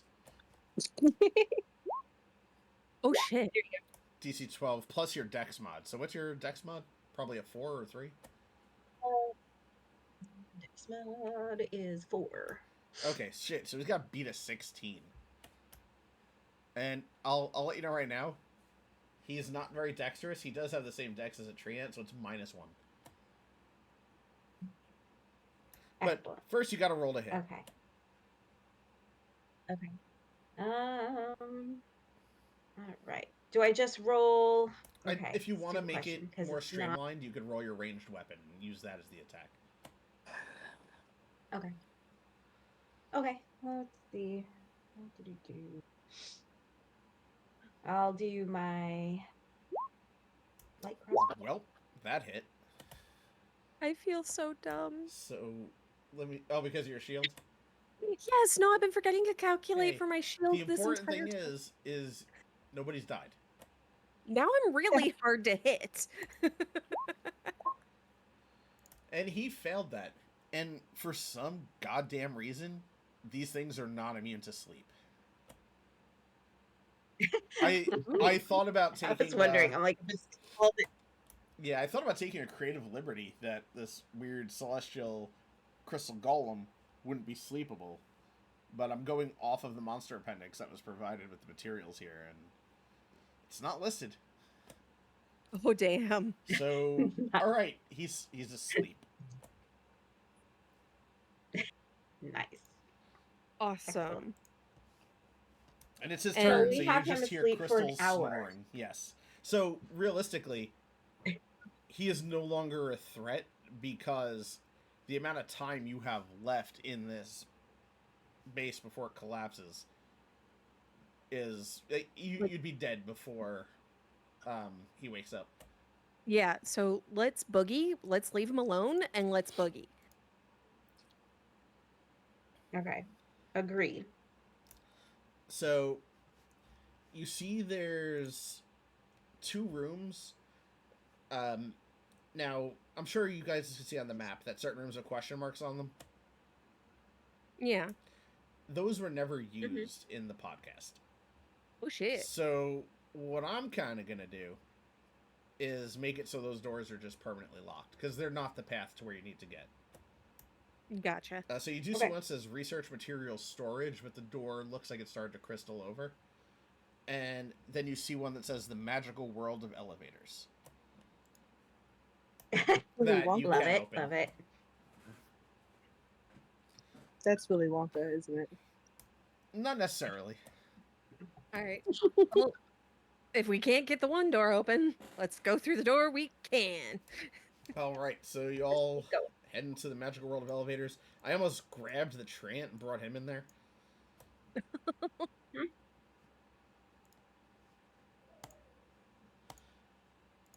Oh, sorry, just clearing the turn order. There we go. And as you walk into there, you hear over your Stones of Far speech, Lucas. Okay, first of all, what the hell was that? What just happened? I heard a bunch of like crumbling and cracking and well crinkle tinkles. That there shouldn't be anything here. Anything that was crystallized in the room should have just gotten frozen. What happened? There was the room started like doing this music, which was very beautiful music, I'm gonna say, just like from an objective opinion. But then like a crystal golem kind of like animated and it fought us. And luckily Clover made it fall asleep. It went night night. What? Okay. I need to We don't unpack have a this. lot of We don't time. have time to unpack this. Yeah, we Yeah. got like 32 minutes to leave the world, y'all. All right. So you're in the middle of an airlock right now. Once you open up the other side of this, I'm gonna shut down the door to the conservatory behind you, which will send some energy to the cores and buy us some more time. Yay! So That's good, right? yes, more time means we're not gonna plummet into the planet. Okay. Cool. So Let's yes, not we like- plummet into the planet. That's a good plan. Let's keep it that way. All right. Hey, do you want your festival gift now, Lucas, or later? You got me a gift. I guess I'll take it when I see you. Okay. I really thought you wanted to kill me last time, so this is actually quite a treat. Oh, I did, but Wait, that what? was last time. Wait, so what? we're You cool, wanted we're to? cool. I was. Oh my No. god, I was kidding. Oh, yeah. Dio, I'm did you try to kill him? No. No, Are her you and Angus kidding? came and talked to me, and that was it. See, guys, don't exaggerate. Okay. So, world ending. Let's go. Yes. Anyway, world's ending. So you come into the next chamber, and what you notice is because through this airlock, nothing is crystallized. Oh, that's amazing. And let's see. But let's keep these suits on just in case. Oh, absolutely. If you would have taken the suits off, I'm like, all right, podcast is over. Oh shit. So on the other end of the airlock, you oh god, I got really off on my notes. Jump to the top. Sorry. You hear that happen where a document just skips right back to the top for whatever reason? I think I hit the wrong button. I might have hit page up. Alright, so you walk through the second part of the airlock and it spins open to a beautiful, ornate room. And it's a large chamber that resembles almost like a museum, with different exhibits lining both sides of this long chamber. And inside of each exhibit, there's little brass and wood display cases with, well, different kinds of elevators. I wish we had more time. And you hear Lucas. Nilo look. I'm sorry? Oh, I was just gonna say, Nilo would just love going through a museum. That's fair. So you hear Lucas, and he says, like, oh, you made it to the magical world of elevators, huh? And he It's sounds a so little cool. proud. It's so cool. I love museums. Well, that's really good. You're going to love this then. So, Like, I'm gonna have to come back later. yes. Can I come back later? Please do, when, if Lucretia doesn't kill me. Well, let's hope that doesn't happen. So, this lab has been in my family for a few generations, and I inherited it from my mom. And Thanks, Mom. There was this codicil in the will that required that I keep this museum, honoring my grandpa's greatest technological accomplishment intact. He invented the elevator. And honestly, like most of the technological advancements in our world, that was all, you know, a grandpa that did that. So, I couldn't change it, but go ahead, have a look around.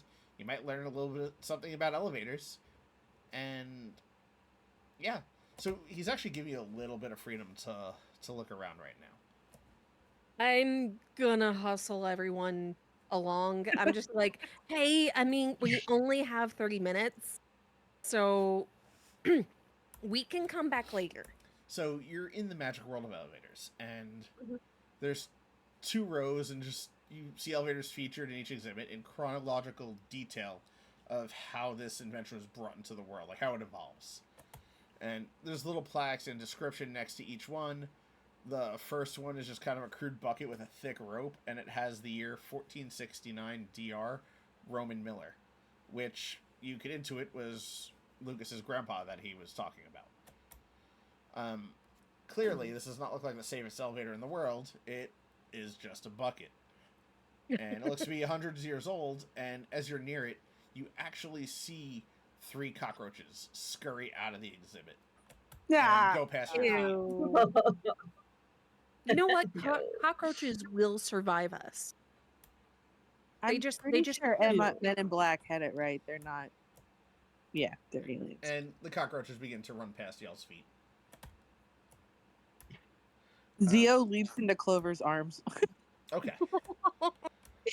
I won't even make you Clover's do a just save for that. So then you see a few more of Roman's. Oh, well, you know what? You made it. Yeah, You're I'm getting now some real currently in good dex Clover's rolls. arms. Where is that? Oh, so there's a few more Roman's designs. One looks like a bucket, but the pulley's gas powered, which looks really deadly. And then there's an elevator with a face on it, and the plaque says, "Upsy, your lifting friend." And it looks almost like a cartoon character elevator with a big face. Yippee. Like, if you could think about older toys, I'd say, like, picture Mr. Bucket, but he's an elevator. And, yes. And at the end of the line is just an elevator, but on the far side of the room, you see in front of the next airlock leading out of this chamber that looks unlike all the other elevators in the room. And it looks very futuristic. Like, has Tron-style neon outlines, and it's the most futuristic-looking elevator you've ever seen. And it's sitting on top of a cylindrical glass display case. And you look into the glass display case, and it looks like there's a miniature scale model of the town of Neverwinter inside of it. Oh, wow. And atop this is a little sign that says the elevator of tomorrow. And as you get to it, Lucas chimes in again. Oh, okay, so, didn't know all this was going to happen, and I was going to need my power reserves, so I left this running in demo mode. That's the elevator of tomorrow, and it's consuming a lot of power. So, if you could cycle through the demo, I'll be able to shut it down remotely and free up a ton of energy to channel back into the lab's core and keep us floating a bit longer. Okay. So, some of Cycle you, through all the of demo. you, need to get into that elevator and run through the demo. Okay. Okay. Clover gets in the every- Milo elevator. immediately hops in. All right, is everybody getting in? Yeah. Okay. Whoa, Zia, what are you doing? I don't know. Are you getting in the elevator, though? Yes. Okay. So, you get in the elevator, and there's a single button that has a timer over it that's stuck at 3 minutes. And you see this pretty incredible sight. The elevator tomorrow doesn't go down in the traditional sense. It goes down in scale. And the elevator shrinks way, way, way down. And even though you don't feel any different, when the elevator door opens, you realize you've all been shrunken and you're inside this display case. Oh, wow. You are inside the scale model. I'm not sure how I feel about this. I don't like being smaller Yeah. than I already am. No? I might turn into an atom. No. That's right.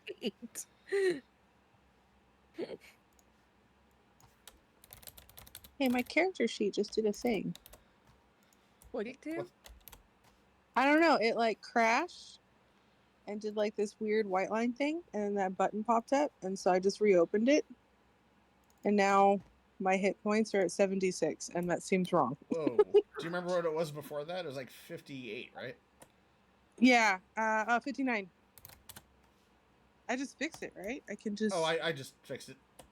Okay, thank you. No problem. What was that? So now this model of Neverwinter actually looks really big to you. Like, it's not actual size. Like, you're almost the size of some of the taller buildings, like a Godzilla vibe. But Ooh. it's a weird version of Neverwinter. It doesn't look like the Neverwinter you visited at some point in your life. Some of the buildings reach into what would look like reaching into the sky. There's streetlights, but not like gas torches that you might see in some more civilized towns. There's actual electric streetlights. And there's metal battle wagons, lots of them, just moving around the street. Um, and there's a mobile in the sky with various airships of different shapes and sizes carrying model people around in it. And it looks like an impossibly futuristic version of Neverwinter that you're now inside of. And as the door opens up, the 3-minute timer begins to count down. Okay. So yeah, you're in Neverwinter. Well, Neverwinter-ish. So ironically, I know nothing about D&D Neverwinter, but I've read all the Jim Butcher books, so I'm just thinking of that one. Okay. So you guys just gonna walk around, look at, all the fun shit. I mean, Nyla's gonna try to do this while the two rogues' backs are turned, but just kind of pretend to do like a stompy. I'm a big monster in the city. So you're just fucking around like Godzilla? Yeah, I'm walking around like Godzilla. Like, I'm not actually gonna knock anything over or anything like that, but I'm just are you just like growling? Maybe a I little. vote that me and Clover totally see that, but don't say anything. Just kind of like nudging each other, like, you see that? You see that? So okay, I'm gonna say. Okay, you know what? I'm gonna roll stealth on this. Okay, all right, yeah, we could have you roll stealth against Just each a other. quick little stealth off. Then I'm going to roll perception. Yes. That's a hell of a stealth roll for an owl cleric. Damn it. Okay, we didn't see it. So. You know what? How's this? I'll give y'all advantage on it. Which she still doesn't see it because hers automatically rolled advantage. You know what? Hang on a second. I'm gonna re-roll, but I'm gonna do it at disadvantage. Why are you doing that? Because I kind of want them to catch it. Well, Clover could roll perception too. Okay. Clover, do it. Clover, roll. Advantage. Okay. Hold on. Hold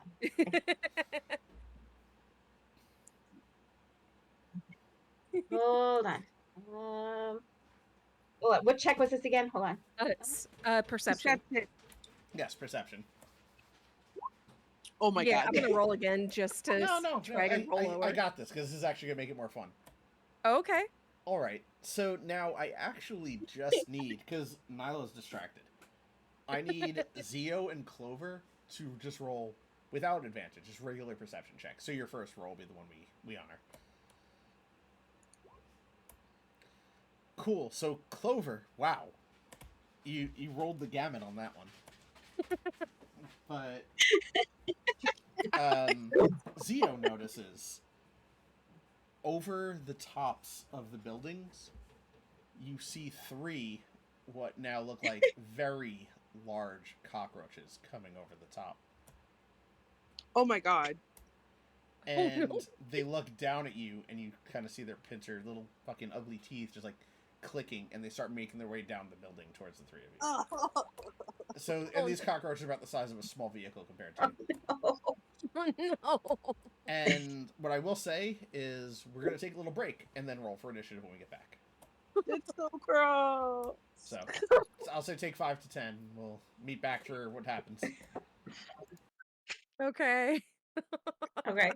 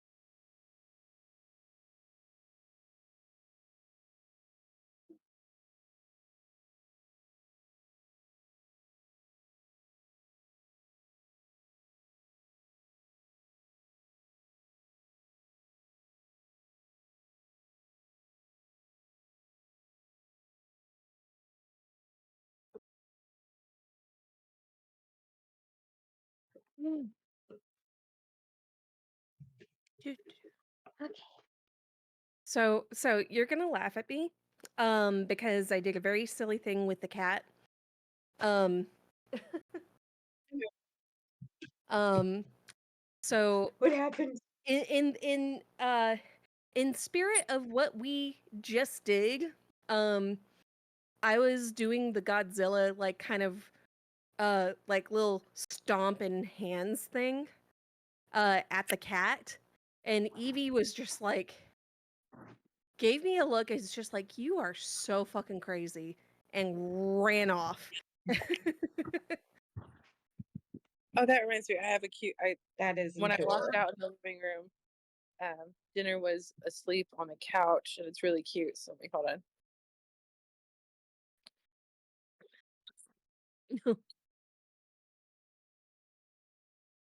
There. Look how cute. Aw, sweet baby. Oh, seriously, dinner looks so soft. He's like rabbit fur soft, He and looks I like think dinner. it's like, yeah, like He's dinner's so skin is cute. really, really sensitive. So I think that's part of it. Like he's just got like the softest fur ever. Baby. That's just a baby. And he's 12 now, but he's tiny. Okay, so old baby, but still baby. Yeah, he's baby. I was wondering where he is because normally when I'm doing D&D, he's like right in my lap and like up in my grill, but like he hasn't. And now I know why. He was assed out on the couch. I mean, that's a good spot to be. Yeah, Also, couch is a good spot. I think everybody's back. I heard Zio. Here on thing, just in the other room. Yeah, Zio rolled a 10 on her stealth check, or a 20 on her stealth check, because I can't see her, but I hear her. Perfect rogue. All right. Hold on, I'm pulling up one more thing before we get back into the thick of it, and then we'll be good to And go. hey, welcome back, Amber. Yes, she got home when we were on the break. Woot! Yay! We missed Amber. Yeah. I tried to make up for it in the Twitch chat, but it's just me. Yes. Definitely time for some inappropriate comments. But Excellent. I don't know if everyone heard this story that that I was telling before we came back from break, but I did the Godzilla like stomp and like claw hand thing at my cat during the break, and she was just not having it. Nope. That's pretty great. Cause rar rar rar rar rar rar. You're so vicious. Vicious. She's such a good sport. She really is. You're such a good kitty. All right, everybody's back. Roll initiative. Okay, click and roll. Shit, I'm rolling good on initiative tonight, guys. Hold on. Yeah.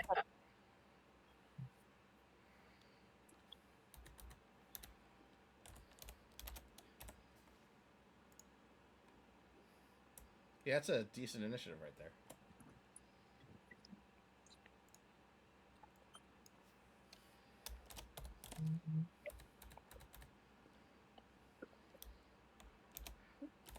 You're such a good kitty, Evie.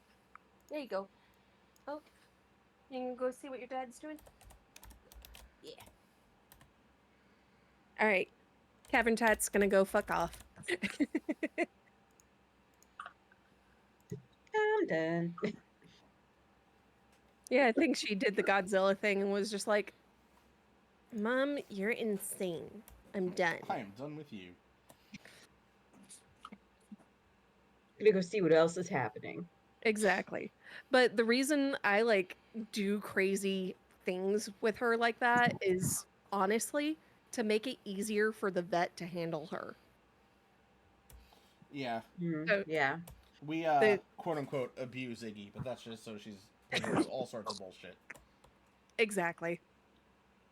I actually More had a dinner at the vet because he purrs so loud. They have a really hard time getting any vitals off of him. They have to like That's funny.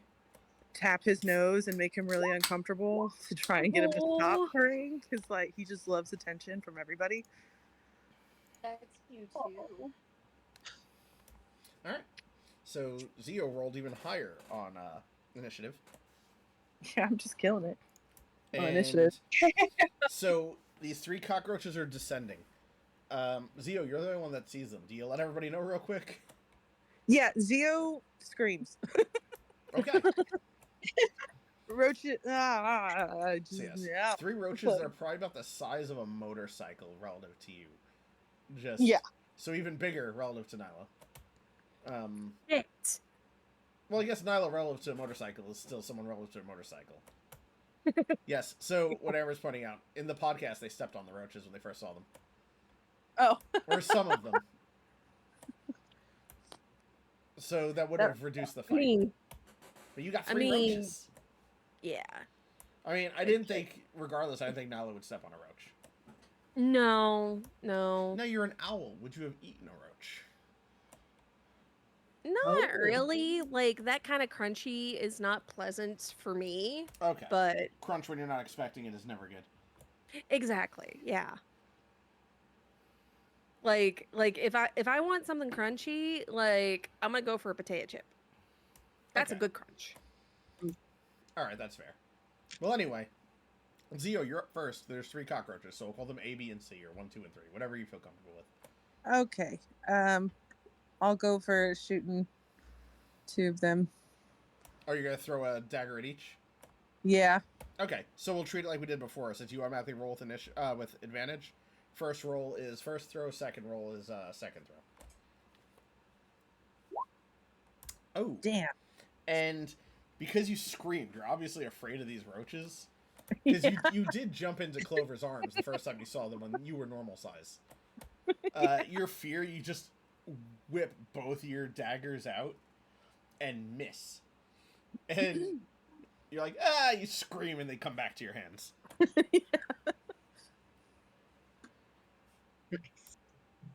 Jesus Christ, that's a great way to start the fight. Yeah. Alright. Nyla, you're up. Let's see, was there anything else you want to do? No. Okay. It's a mess right now. Giant roaches. Okay. And there's no talking your way through this fight. These do not talk. Yeah. Oh god. Fuck. Because I don't want to burn through spell slots unless I have to. Fuck. You know what? I'm just gonna. Let me check something real quick. Oh, yeah. Clover, you could have batted them around like a toy when you saw them. Yeah. I had somebody in my arm. That's true. Zio did jump into Clover's arms. Yeah. You know what? I'm just gonna on Roach A. I'm gonna do a firebolt. Okay. Just because it's Fireball. easy. That's a hit. Awesome. So let's go ahead and do that damage. 2d10. Oh, it's low. Seriously, what is with these d10s rolling low? And then the d8 for the radiant. That's low. Seriously, 6 damage? Yep. So Okay. that roach is you hit it. It's not like dying or anything, but it felt the heat. So to make this all even, since it's 3 roaches, it's their turn now. Mm-hmm. I'm gonna just have each one attack one of you. Okay. Yeah. They haven't quite reached you in melee range yet, so they're gonna do ranged attacks. They're gonna spit acid. Ew. I didn't fully No. update this Oh. sheet, so Like, how are we- this is gonna say bludgeoning damage, but it's actually acid damage. Not like it matters. You don't have vulnerabilities or anything. So first one is going for, and we'll go in initiative order. So that's for Zio. Does a 17 hit? Yeah. All right. So let's see.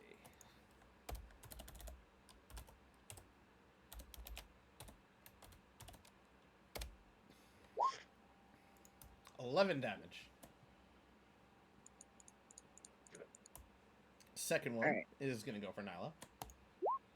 Does not 14 hit. It should not with your new AC. No, not with the new AC and calculating a shield. So as his acid's coming at you, you see this cartoon light bulb over Nyla's head. It's like, oh, shit, I have a shield. And you just grab it and block the acid. And it's like a little buckler shield, like just a little one that's just like I didn't expect you to have a massive shield or anything. no. But And, it's just like but hey, you fuck blocked you. it. And the last one is going to spit at Clover. Does a 12 hit? Okay. No. Okay, I'd be shocked if it did. 12 would be a really Close. low AC. Yeah, it's close. What looks like a Yu-Gi-Oh! Battle disc? Are you talking about the map? The shield. Oh, okay. I was just talking about the map with all these weird circles on it. I haven't seen Yu-Gi-Oh! In a very long time. I've only seen it recently because apparently the kids are getting back into it. Oh, damn. Okay. I mean, I know what Yu-Gi-Oh! Is. I just didn't know if you were talking about the weird map with all these circles and, like, curves around it or anything. But, what was I saying? Oh, yeah. Clover, you're up. And the Welcome up, roaches did Clover. come up a little closer. They did come up a little closer. Yeah. Okay. Fuck 'em So if I wanted to take my short sword, and if there are two of them together, can I like try to hit two with one? Do you have extra attack or no? I do have, well, no. Okay. So I know what I'm going to do. Now, because of your Kestis, you could hit one with the sword All and right, one so- offhand with your claw. There you go. That's probably what I was going to Okay. do. So I'm going to go for one with my short sword.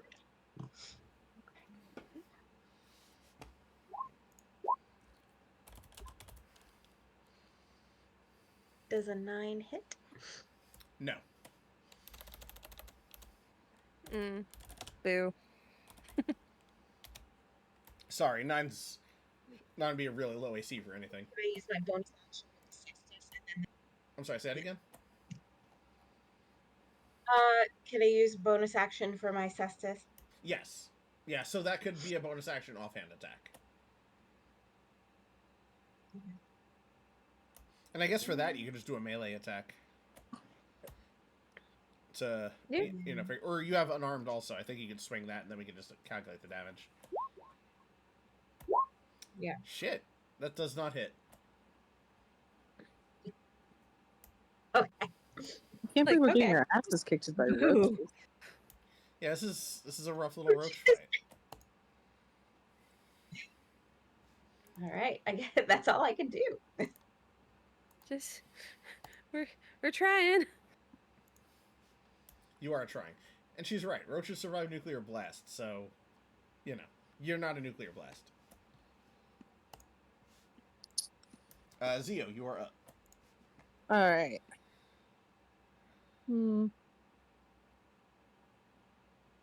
Let's try the daggers again. Do you need a pep talk? Now I'm just mad. Got They this. spit at me. Oh, did I hit that twice? You did hit it twice. So what My I bad. will say, I'm only going to count your first roll. Yeah, I and meant to hit damage. And what then... were you doing? Were you going after both again, or? Yeah. Okay, so we are going to have to sort that critical miss. But first things first, let's deal with the attack. Oh shit, we haven't been adding your sneak attack damage. You get permanent sneak attack as a swashbuckler, don't you? Or is it only if someone else is in melee range?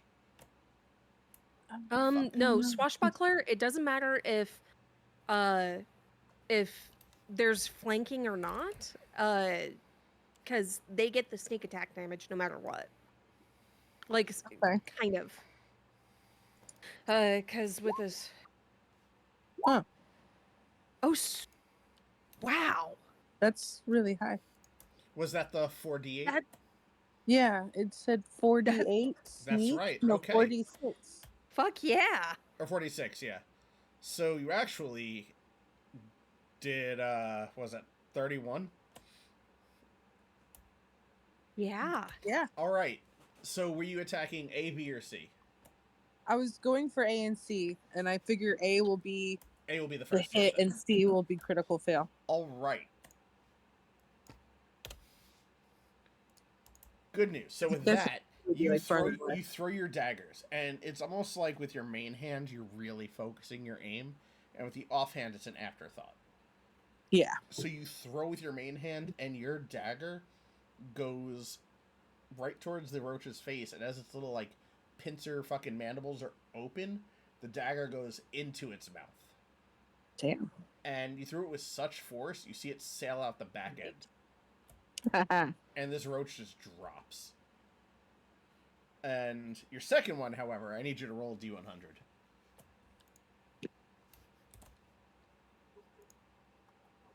Okay.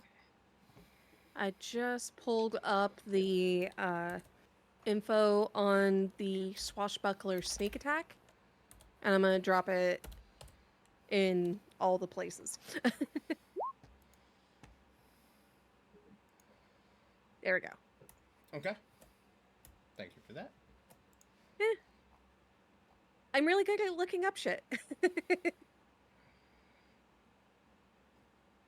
And then once Zio rolls his D100, we'll sort out the miss.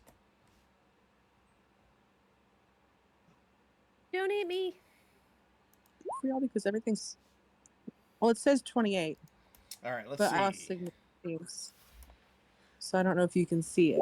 There it goes. Oh. Okay, I think I'm. Was that a fail? That was a fail. Okay. So you got what's called give them hope. Your target's allies. So the other two roaches that are still alive. Oh no, technically the other one roach is still alive because your target's living allies. Get a D6 inspiration die that they can use any time during this encounter.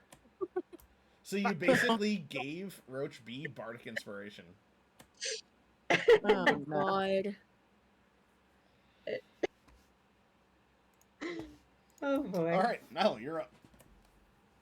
Well, okay, so is Roche still alive or no? No, Roach A's dead. Okay. And we still have B and C. And they I'm have assuming. bardic inspiration. Shit. Okay, so I'm just gonna kind of shift over one and just like go after B. And I'm just gonna do another firebolt. I'm hoping like I do better damage this time. Okay. That's definitely a hit. Alright, that's your fire, and then your radiant is... I'm That's just rolling like six. shit on my damage. Maybe But I you're just doing need great to on go ahead- initiative. Yeah, like I'm hitting. Maybe I need to shift up to like a actual spell. You're gonna, like, your next turn, you're just gonna throw fireball at them. Destroy Lucas's whole model city. Just be like, I'm fucking tired of this. I'm going Godzilla on their ass. That'd be amazing. Also, I just read Amber's comment about the tap dancing Tap roach. dancing. So when that roach attacks, it's gonna tap dance and then swing at one of you. Oh my god. Which, if that's what you've got, it is the roach's turns. But yeah, that's what I got.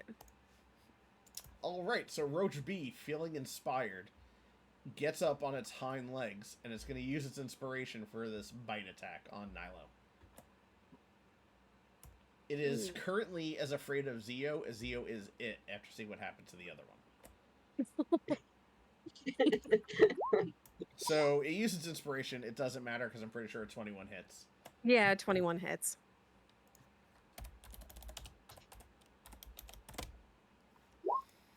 For 14 damage, it just bites you in the face. Ow! I'm sorry? Oh, I said ow. I mean, yes, that sounds pretty painful. Did it puncture the suit? No. So, Okay. save for, like, an active, we'll say, your own stupidity, the suits aren't gonna, like, get ripped in battle or anything. Okay. Like, that was, like, a concern for me. No, you're good. Okay, I'm at 54 health. Alright, Woot. so you're fine. I'm And fine. then this one, who's not inspired, is gonna try to take a bite out of Clover. A 22 probably hits. huh. Yes.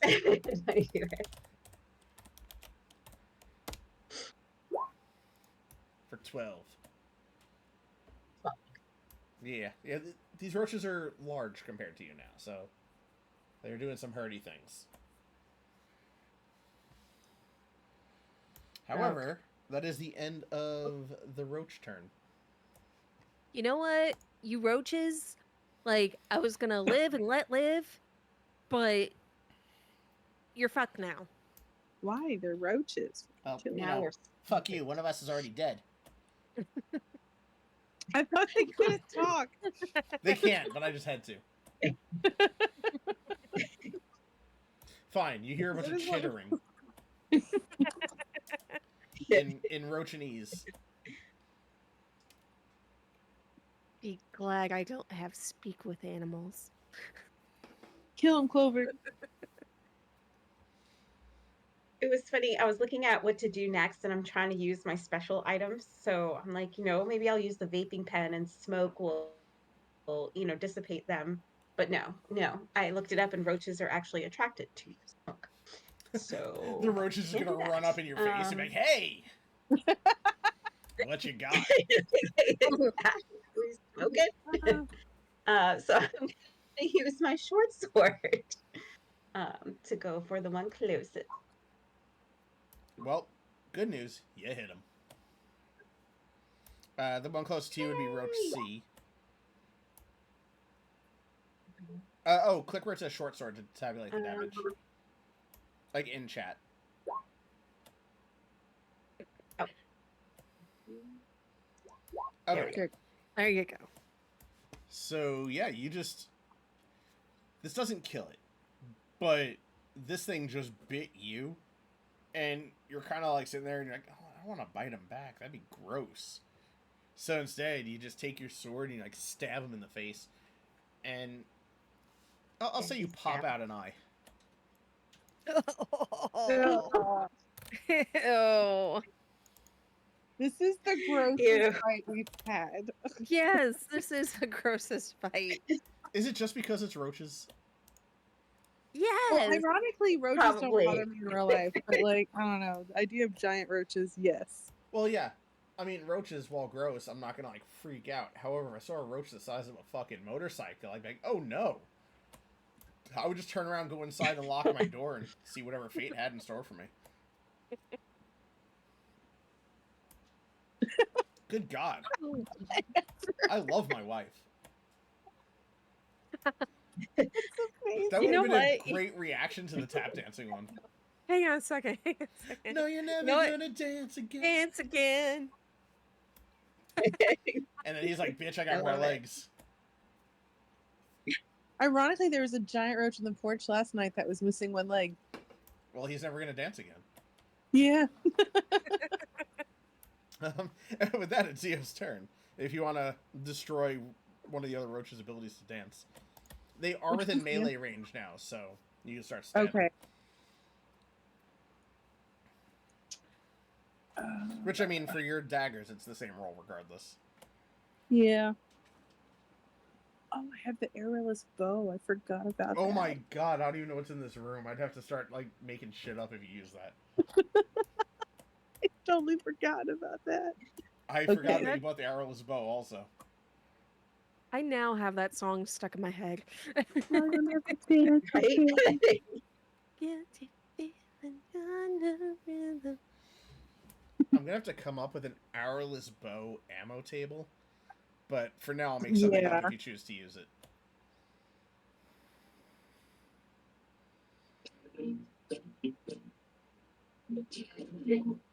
Sorry. Okay. I'm I'm just gonna stick with the twin daggers because I don't really Okay. want to get close and personal with these fuckers. Ew. Since there's Yeah. only two left, I'm gonna stick with the whole killing two at once. Oh, one Okay. of them missed, anyways. One. So your first one hit. Okay. Wow. So I 24 figured out how to damage. do the Was that sneak to attack. B or C? Which one am I closer to? Because I was close to A. I guess for argument's sake, we'll say B. Just going in order. Yeah. Okay. Because I kind of had it pictured in my head, but now I don't. So was that a throw or a stab? That's a throw. All right. So you're really So I close to missed them. one. So this was a point blank throw, basically, because they're within melee range. So it was a 5-foot throw. You look at this one, and you remember that he tap danced, and bit your friend in the face. So you crouch down and you whip this dagger sidearm, and it goes through all the legs on half of his body, Damn. Oh damn. and you just watch half his body fall. However, when you recall it, it then comes out through his head, and he's Oh dead. shit. Because they don't actually teleport to you necessarily; they fly back to you, like Yeah, Thor's they're like hammer. boomerangs. So yeah, the other one did miss, but that one was a stylized kill. You personally have 2 of the 3 roach kills under your belt right now. You might go for the hat trick. We'll see what happens. I'm just maniacally laughing at this right now. And with that, it's Nilo's turn. All that's left is Roach C, who has already been stabbed in the eye with a short sword. Okay. Oh damn. I'm kind of pissed. Fuck it. I'm doing like just double checking real quick. Yeah, I'm just gonna do a first level guiding bolt. Okay. At the, at Roach C, just because I just want to do extra damage. I understand that. You haven't used a spell slot since we landed. Yeah. Am I listening to Careless Whisper, kind of? Is that what I'm hearing? So that does Yes. hit. That does hit. Okay, Yes. awesome. Awesome. And again, we are only doing this at first level. And you get the bonus damage still, don't you? Only on cantrips or Oh, weapon right. attack. Okay, so that's just a flat 11 on him. Just a flat 11. Nothing fancy. So he's not dead, but this radiant light has actually, like, seared off one of, like, his wings and part of the chitinous shell that he has and everything. He's kind of like a Phantom of the Opera looking roach right now. Okay, Clover, you need to kill this thing. However, it's the roach's turn. Like, we'll see what happens with that. So, this roach, even though he was going after Clover, you did just burn the shit out of him and he's mad, so he's going to acid spit you now. Ooh, and that's a 7. Nope. So what we're going to say is because Clover already removed one of his eyes, his depth perception's off, and you see him rear back and go to spit acid, and he just spits it at the floor right in front of him. Like, dribbles out of his face hole. Like, Nilo was ready with a shield, and he's just like, oh, Yeah, he's just like, "Peh." We're good. that's disappointing. How do you think he feels? With that, it is Clover's turn, though. Come on, Clover. Okay. Killing blow him. So we're gonna go for short sword again because we're up close. Take out. Let's see. Hold on. Yeah. Let's see. Fuck Okay. yeah. Nice. All right, so with that 7, let's see.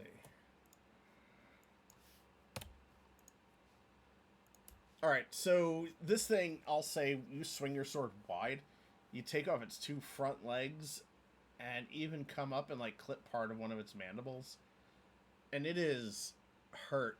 It is so bloodied, but it still, Okay. for some reason, has some fight in it. Because it's a roach. That's true. The other ones went down like bitches. Your This one's like, permanent nope, sneak not me. attack as a swashbuckler is kind of insane, though. Yeah, it is. I might want to scale back how much damage that does, because while I do like seeing success from my party, you're doing like 3 times the damage everybody else is with that. I'm also rolling low. Yeah, but I mean, she did crit on one of the sneak attacks. Fair. But all right, it is Zio's turn with this very hurt roach just laying there. All right. All right, might as well hat trick it. Yep. Yep. Both daggers with that hoe. Both daggers miss. Oh. Oh my god, its AC is 15. I have the sheet in front of me. You feel so cocky with what you did to the other roaches. You're like, hey guys, watch this. And you do like a backflip like you saw Carrie do back in the moon base. Except you like slip and land on your ass when you throw the daggers, they just bounce off the ground next to the roach. And you're like, yeah, don't watch this. Nilo, you're up. God damn, that was... You did so good on the other two roaches, I'm kind of glad you missed that. Okay, you know what? Like, I want this thing to feel the insults of dying by a cantrip.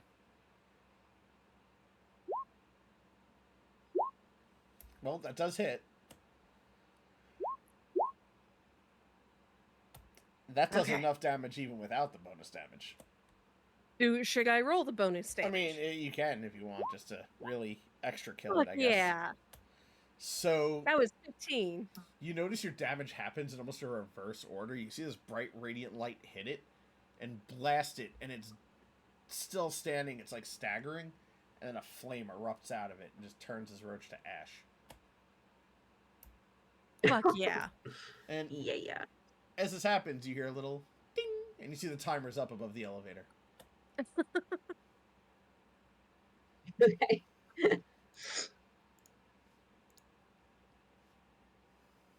So, are you gonna get back in the elevator and leave? You wanna? Yes. Yes. I want to go. Yes, And we're like, done. I'm not even realizing that I'm doing this while I'm heading for the elevator. But I'm doing a little bit of the stomp, stomp, stomp on the way back. I'm just like scurrying for it because fuck that. And you know what? And just because I'm pissed enough, I just push over one of the buildings. Jesus Christ! You hear over the sounds of far speed. What the hell? I have Fucking everything on a focus. power monitor. One of the buildings just got disconnected. What happened? Fucking roaches. Nothing. A roach knocked over my cockroach. building? Yep. Sure. That didn't sound very convincing. Fuck you and your roaches, Lucas. Do you Those want are me to- terrifying. I'm sorry. It's an old building. Roaches happen. But they were huge. No, you were small. That's technically, and I'm too emotionally devastated. Did you beat them? Yes. You'll be fine. Buck up, champ. Thank you. All right, let's go. All right, so you get the elevator, and then, you know, it goes up and out, and you guys are just full size again. And Lucas chimes back in and says, wow, great work, guys. You added a whole lot of time to the clock. They gave us an extra 24 minutes. That thing was using a lot of power. Nice. I'm glad we were able to help. Stomp, stomp, stomp. Yeah. So, what'd you think of my city? Didn't really see much of it because giant roaches, but it looked cool. Right. We were a little occupied. Preoccupied. I mean, I'll take... You guys can go back down if you want later after everything's done. I mean, the roaches, I'm cool with it. I'll make sure it's a little cleaner. Okay. So, as you're now done in here, you see a room that says Little Genius Buddy Bot R&D. Okay. And I'm guessing that the other room is locked. Yes, it is. Okay, let's go into the Little Genius Buddy Bot R&D. Yeah. All right. So you place your hand on the door, it opens, and it reveals a much smaller circular room than the one you were in. It has a vaulted ceiling about 15 feet high, and it's pretty dark in here actually, except for a single light straight overhead shining down on a pedestal in the center of the room. And on the pedestal, you almost see built into it, like it's coming out of it or part of it, an adorable little robot. Oh, This little robot has like an LED display face, and right now it's just showing two closed eyes and one thin closed mouth. Almost like it's in idle mode. And it's pretty cute looking, except for, I guess, a little problem. You notice that the robot itself and the entirety of the room is scorched. Huh. this is a little concerning. The door closes behind you, and his eyes open up, and you hear a little power-up tune, followed by a little catchy theme song that says, "Oh hey, it's Hodgepodge." I love the name. Hello there, my name is Hodgepodge. Are you kids ready to learn? Oh no. I'm always ready to learn Hodgepodge. Please say your names. Nilo. Clover. Theo. Nilo, Clover, Zio. What? Doo-doo. One at a time, please. I'm Nilo. Clover. You hear like a one at a time, please. Zio. I'm just gonna not talk. Zio. Nilo. Nilo. Clover. Clover. Please select difficulty setting. Child, adult, or master. Child. Child. Child. Child accepted. Child mode activated. I have a concern. And you now hear over the your stone. Oh, hey, well that's Hodgepodge. He's the buddy bot, and he's one of my favorite inventions. I'm the most proudest of. Because he's gonna teach the youth of tomorrow to be, sharp like me. We can't have a better tomorrow if the children tomorrow aren't educated to be whip-smart adults. So I made Hodgepodge to sort of pass out some of my intellect to the future generations. He's a real sweetheart. That's cool, Lucas, but why is everything scorched? Just don't...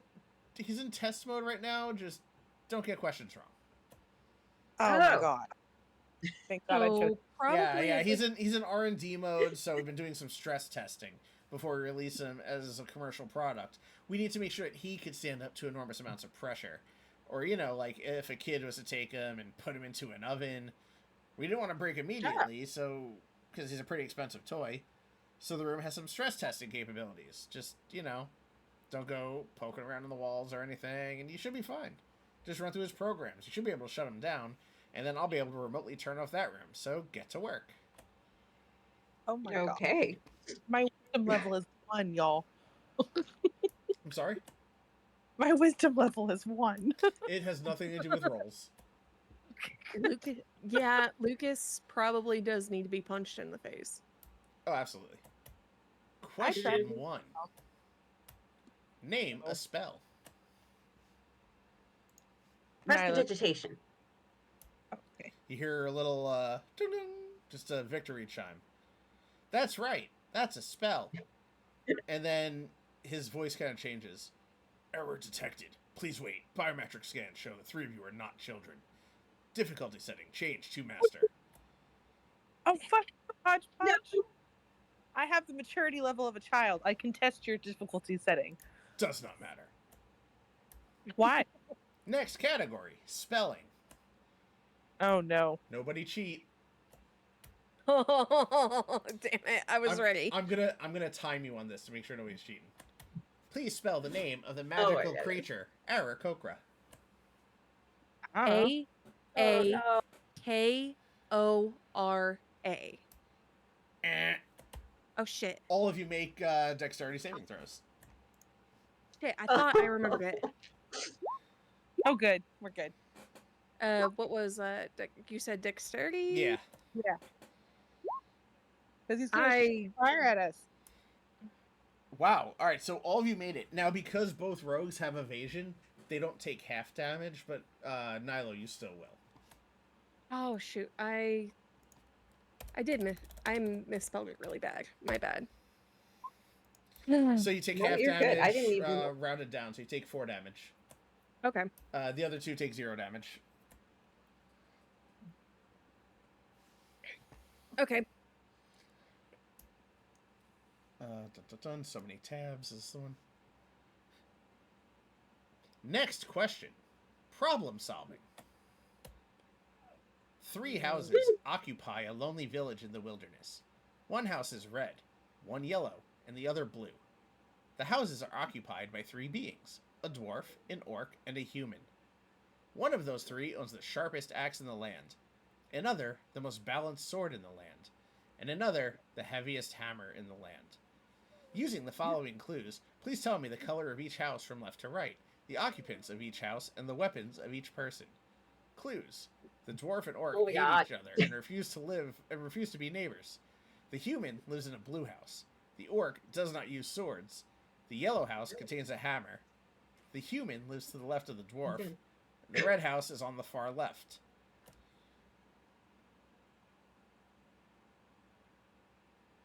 We're gonna die. Okay. This is Okay. where it ends for us. King Orc in the red Right. house.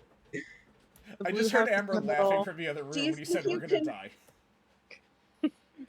And Okay. I'm sorry, do you think I can what? Wait, so I'm thinking the orc is in the red house because it's on Do you the far think you left. The little house is the blue house, which is the human, and the dwarf is in the yellow house on the far left, who has Yeah. the hammer. The human has the sword, and the orc has the other one. Yes. I'm, Axe. I'm sorry, say that one more time. That was... Orc, Okay. So axe, red house, human, blue, swords, and then yellow dwarf hammer. Ding ding. Yeah. Correct. awesome. Really? Oh shit! High five, Zio. Whoa, Holy shit. that's awesome. I was sitting here trying to. I've had 3 beers, y'all. Boy, that is awesome. Oh my god, that was insane. I would have had to read it to be able to answer it that fast. I was 'Cause, like, actually, I- if you guys needed a repeat, I was gonna post the question in I was Discord. gonna ask for that. Yeah. Sorry, I just crunched it because he said Oh, that you're the good. orc Yeah, and the that's dwarf can't be next to each other. The dwarf would have the hammer, but the hammer's in the yellow house. The orc doesn't like swords, so the human would have swords. So the blue house is in the middle with the human and the swords, and the orc is in the red. And yeah, okay. Wah! Well fucking done. Thank you. All right. Take that, Lucas. Fuck you. So, I don't expect anyone to get this because I don't think the answer is right, but we're going through the podcast, so good luck. Round 4, math and history. Who was the inventor of math? Ugh. Oh, it was Arabic. I would have thought Aristotle, but like that's our world. No, the math. Oh, yeah. Shit. Is it D&D World? It's like I could have sworn it was an Arabic guy. No, he did. Greek was math. Arabic was language and science. Greek math was, I think it was Archimedes, but he might have been. Yeah. He might have been time though. Hmm. I would say like I am like really leaning hard on Archimedes because Archimedes did do some incredible mathematics. It's either like Muhammad, but I think he was just algebra because it was letters. Okay, so I'm gonna go with Archimedes. Yeah. I'll second that. Okay. I'll start it because I have no idea. The correct Yeah. answer is Doug Math. Doug? Who the fuck is Doug?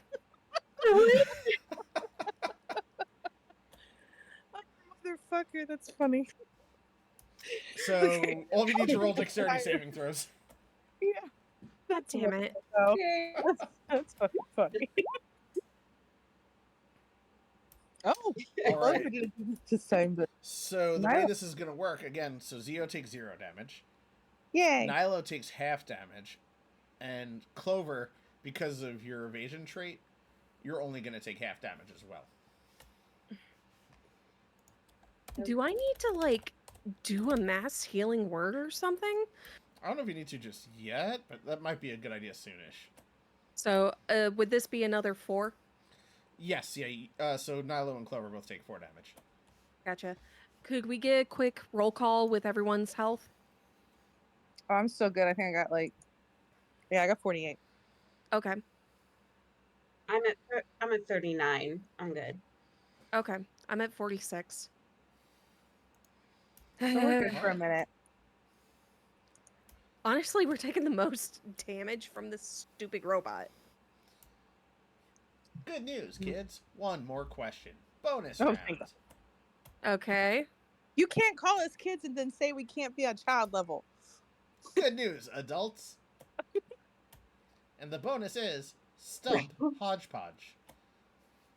Hodgepodge. Oh my goodness. Okay. Oh, I actually have that. Okay. Hodgepodge. Yes. Where is my race from?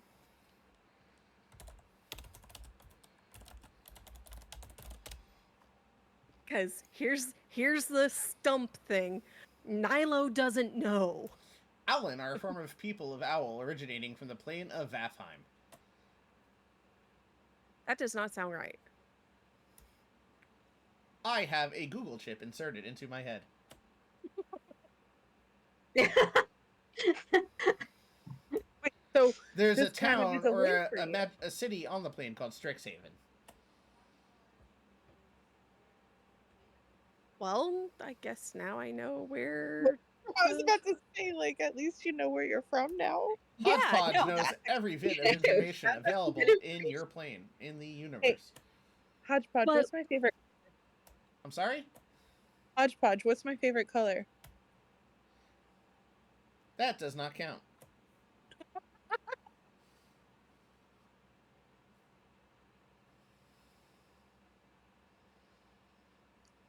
Okay, Clover, you want to give it a try?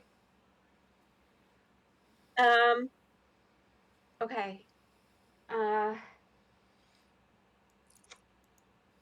Any information that exists This in your isn't, like, world, the right Hodgepodge knows. D&D world. Okay. That's Or, the Monty Python um, question. Ooh, that's a good This one. isn't a What Tim is the the Enchanter flight thing. speed? Yeah, what is the flight speed of an unladen swallow? but what if? Yeah. I mean, Amber, I'm absolutely down for clues. I'm gonna say gentle clues, because you can give it away real easily without meaning to.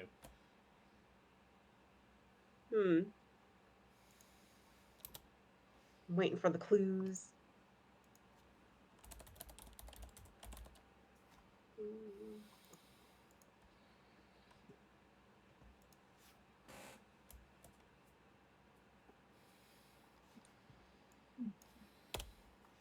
Static. Well, Yeah.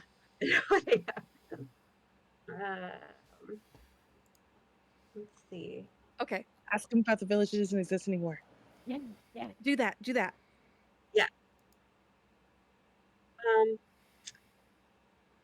Oh God.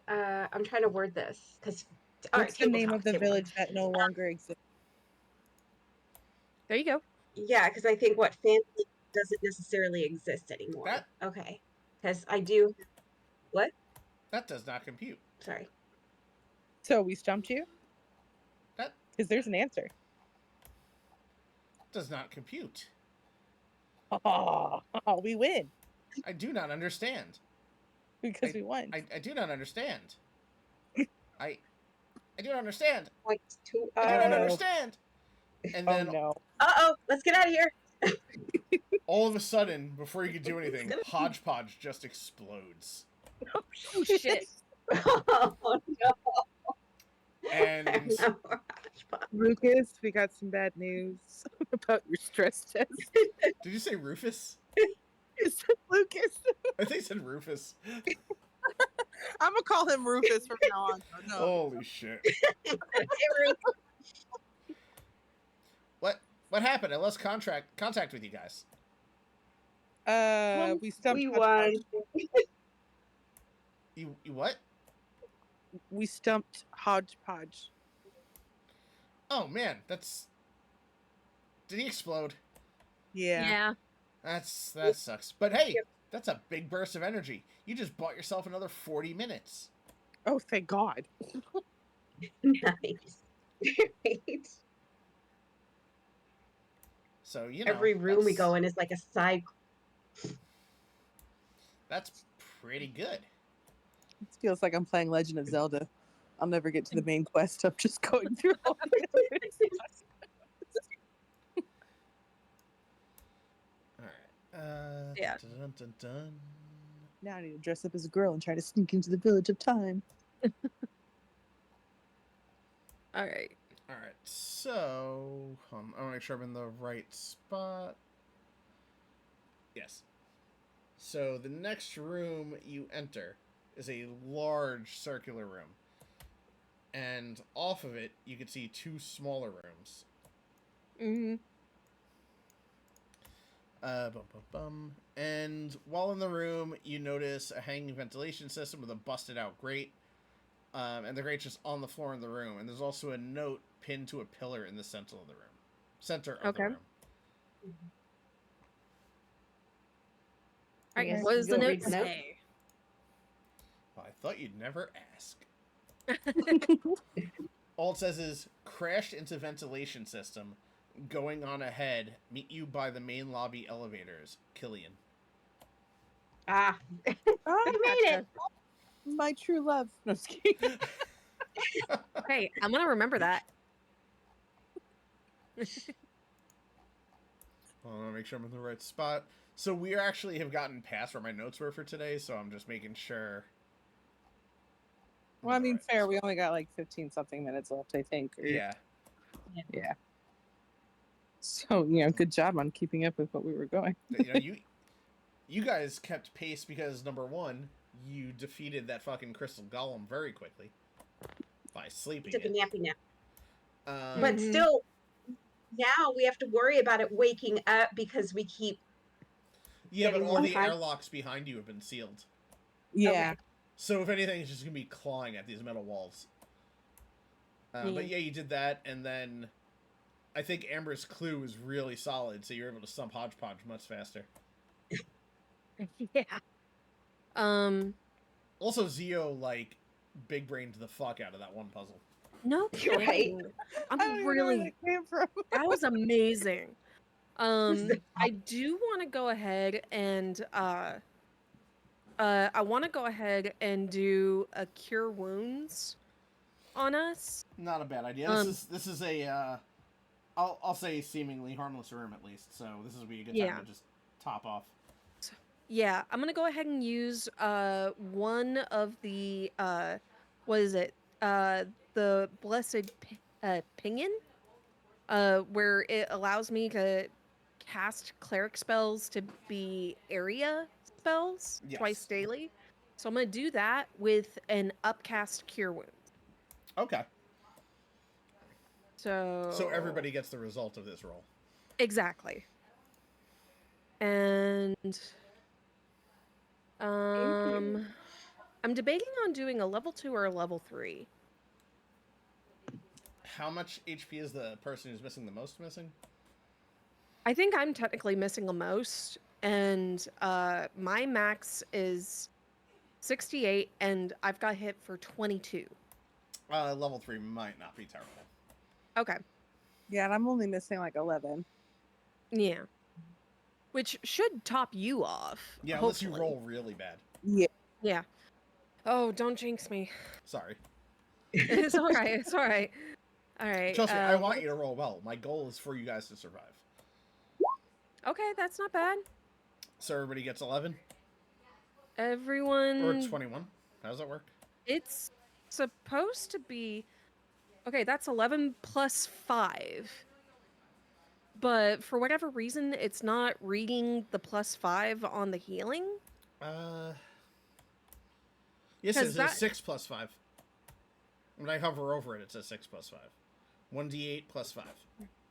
Well, because here's the thing: I'm looking at the dice on the board, and Yeah. it's a 5, and a 6. Yeah, because the 5 and the 5 were your bonus from upcast.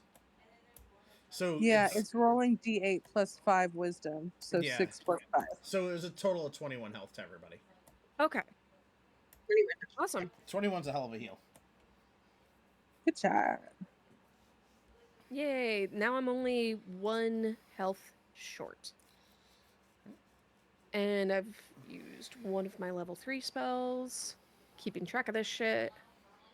Sorry, it's just really confusing Oh, wait. with how it reads. Oh, I totally forgot. Yeah, it's a little confusing. What happened? I have the mini train car we can go in, and then it equals a long rest. I totally forgot about that. Yeah. Oh, shit. Tavern Tat in the train car. Yeah. I'm so sorry. I totally forgot about that. I mean, if you want, you can still burn it so spell slots can get restored to Nilo. Honestly, that's okay. Like, I Yeah, still let's have use it. tons of. I still have plenty of spell slots. Like, let's hold on to that. Maybe save it for a later room. Yeah. Yeah. Okay. I promise you you'll need it later if I'm not going to give away too much. And while this is all happening, you just hear a voice. You're, hello? Yeah. Hi. Like, I'm looking around. And Hello? all of a sudden, a robot about the size and shape of like a car engine floats out from behind the pillar and heads towards you. Hey, little buddy. So, What's up? bum, bum, bum, bum, bum. I'm gonna call you Wally. Just kidding. Are you in need of assistance? Yes. Excellent. Well, my name is Noel. Hey, Noel. Can I help you three out? Are you lost? Are you hurt? Well, we're trying to get to this one room. Where are you headed? I forgot. Where was Lucas? Oh, he's in the med bay. We're trying to go over to the med bay. I could help y'all get here. I know he's towards the center of the lab over there, but parts of it have been crystallized. And I see what happens when you touch the crystals, so it's pretty unsafe for y'all to be going around. Yeah. Well, we we don't- got. Yeah. I mean, we're gonna be okay for at least a little bit. Thanks to some really awesome stuff, but Oh, you guys But, have those yeah. null suits. yeah, Yeah. I guess y'all be safe then. at least for a bit. Yeah. But we for want to sure. but we want to get this done soon. I mean, Before we crash into the earth. and we're everybody- what? We're gonna crash? Yeah. Oh, Yeah. lordy. I didn't know about any of that. Lucas didn't tell me that. Hey, can I call you L-Mop because it's LMOP because there's no L? Oh wait, no, it would be MNOP because there's no L. Can I call you that? I guess if it makes you feel any better, I'm not partial to anything. Yay! And so while you guys are in this room at Noelle, and she's basically dishing out the best Southern hospitality voice I'm capable of, you notice airlock hatches directly across from where you came from, and you figure it's just deeper towards the center of the compound. However, there are two other hatches on the other side of the room, and one of them has a plaque hanging over it that says Lucas's private quarters. The hand scanner you've been using that opens up these airlocks, the hand scanner on this one's actually red, which you haven't seen before. So on Lucas's room. The other ones are green, which means you could go through them. So the one across from you and the other room you could enter, but Lucas's quarters have a red lock.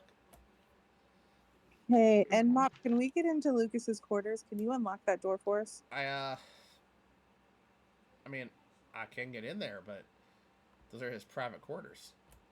Yeah, but we're here to help Lucas, so it would be cool if we could check that to see if there's a weird relic that's causing this problem.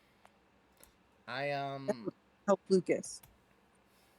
I don't know. I guess we could ask him, and Or no, you could go instead, so Oh. that we're not invading his privacy. So you over could. your Stone of Far speech, you hear, "Hey, could you not do that? Would you mind please not going into my room?" Is the relic in there, Lucas? No, it isn't. Are you lying, Rufus? It's Lucas, and no, Are you lying? no, I'm not. And Mop, because you're such a good friend and awesome hospitality, can you do Lucas a huge favor and save him from himself and go look for us? I roll persuasion. Yes. Oh, I have the forked tongue. Oh shit! Okay, persuasion I first. forgot what that does, but that sounds good. I also have the vape pen of. Oh yeah, let me see. Let me look at the forked tongue real quick. Hold on. Where is that? Bloody severed tongue split down the middle once a day. This item can be used to tell any lie to a target, no matter how ridiculous. Oh, that's right. Because if I roll a DC 12, it works, but if it goes below, then I believe the lie. No, the target has to throw a 12. Oh, And that's then right. you have to throw a 14 if they succeed. No. Amber's asking Amber pointed if, out. yeah, can one of us imitate people's voices? Yeah, there is one, isn't Yeah, there? with mockingbird gum. Well, I will say, Muffle the stones of Farsi. Do mockingbird gum. you can use the Mockingbird gum, but Noelle did fail the check, so the forked tongue would have worked on the lie. So whatever lie you want to tell Noelle, she'll believe for an hour. I don't know how to word this, y'all. I want Noelle to go check the room to see if the relic or any hints for the relic are in there. Because Lucas has it locked for a reason, y'all. So what Or- I would say is Lucas maybe using something that causes him harm, and we want to make sure that that item isn't in his quarters. Okay. If we're convincing Noelle, Clover then takes I'll go because I got hands or fast hands or whatever, so I can look through everything. Alright, so Oh, you're phone act- basically telling Noelle, and she's going to believe this if Zio says it, that you're trying to get into Lucas' quarters to make sure the item that could potentially hurt him isn't in there. Yes. Exactly. Because we're really playing up on, or at least my idea is to play up on the hospitality and protectiveness of this bot to, its But we master. also want to convince Noelle because Lucas is not going to want us to do it, but part of that is probably manipulation of the relic. Mm-hmm. Are you saying So- Lucas is under a thrall of a magical device? Right? Yes. And we need to protect Lucas from himself at this point because the relic is going to hurt him. Oh my stars. And then Noelle just opens the door. Yes. Okay. Thank you. Thank you, Noelle. We really want to help Lucas out. Okay. So I'm new to the whole rogue thiefy thing, but how do I search through everything? That'll be, I guess, investigation. Okay. Investigation, yeah. Could I give the help action and just give advantage to Zio? Yeah, sure. Okay. Glad you're doing that. I mean, Oh no, it's a 'cause I 9 got either sleight way. of hand and shit, too. You could all search now though, because Noelle let you in there to save Lucas. Gotcha. Okay. Shit. Ah. Could Not doing good. I just Oh wait, see lucky if there's egg! I'm gonna re-roll that. Oh yes, lucky egg. Yes, lucky egg. I'm gonna do lucky egg too. So, Zio, I will say your fast hands would be if you wanted to take something that somebody noticing, kind of that Oh, thing. never mind. I'm Yeah, not I didn't mean to click on that. I was Clover looking for nailed it, though. the 22. So you Ooh, pass through an yeah. airlock, and on the other side of the airlock, you're in Lucas's private quarters, and it's kind of a filthy room. He's a dirty boy. Like, there's dirty dishes all over the room. There's papers strewn all over the place. If Ew. there's a floor, you cannot see it. Ew. The bed's not made. There's food on the bed. There's towers of books all over This the is room. why there's roaches. Probably. And in the back of the room, there's a long desk with a lamp on it, and that's kind of the only source of light in the room. This is gross. Okay. So since Clover rolled high enough, Oh, gloves Um, on, y'all, in case the relic is in here. on the top of the desk, there's a magnifying glass. And sitting on a tray, there's a bunch of these broken pieces of little gemstones. And you see some amethyst, a few small pieces of diamond, some little slivers of pearl, and all Ooh, I are want sort of... those. Only Clover saw this. Oh, damn it. And they're all broken off of bigger chunks. There's some sapphire, there's ruby, but they're all pretty small. You estimate the gemstones all at once are worth about 1,200 gold pieces. Holy Was he shit. using the Philosopher's Stone? Because You don't know. how is he making that shit? Okay. So Clover, what are you doing with all those gemstone slivers and chunks that you see? Take them, take them, take them. Clover is going to let the crew know that they've seen all these things and then kind of put it in a pack, put it in her bag. Okay. Yeah. And since your investigation check was so high, you notice there's a couple drawers, and to the side of the desk, they don't seem to have anything of any value. But you find a very small hidden compartment underneath the bottom of the desk, and it's locked up tight. Oh shit. Okay, can I use lock picking Yes, you can. to get in there? Okay.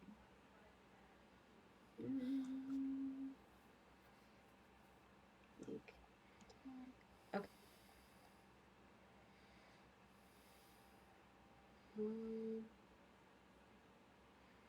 Is that something I just kind of say? It should 'Cause be. it's like Wouldn't it be thieves' tools, or is there a sleight of hand check? Yeah. sleight of hand. Okay, got it. Oh. Which you should have a decent There it bonus to. Oh yeah.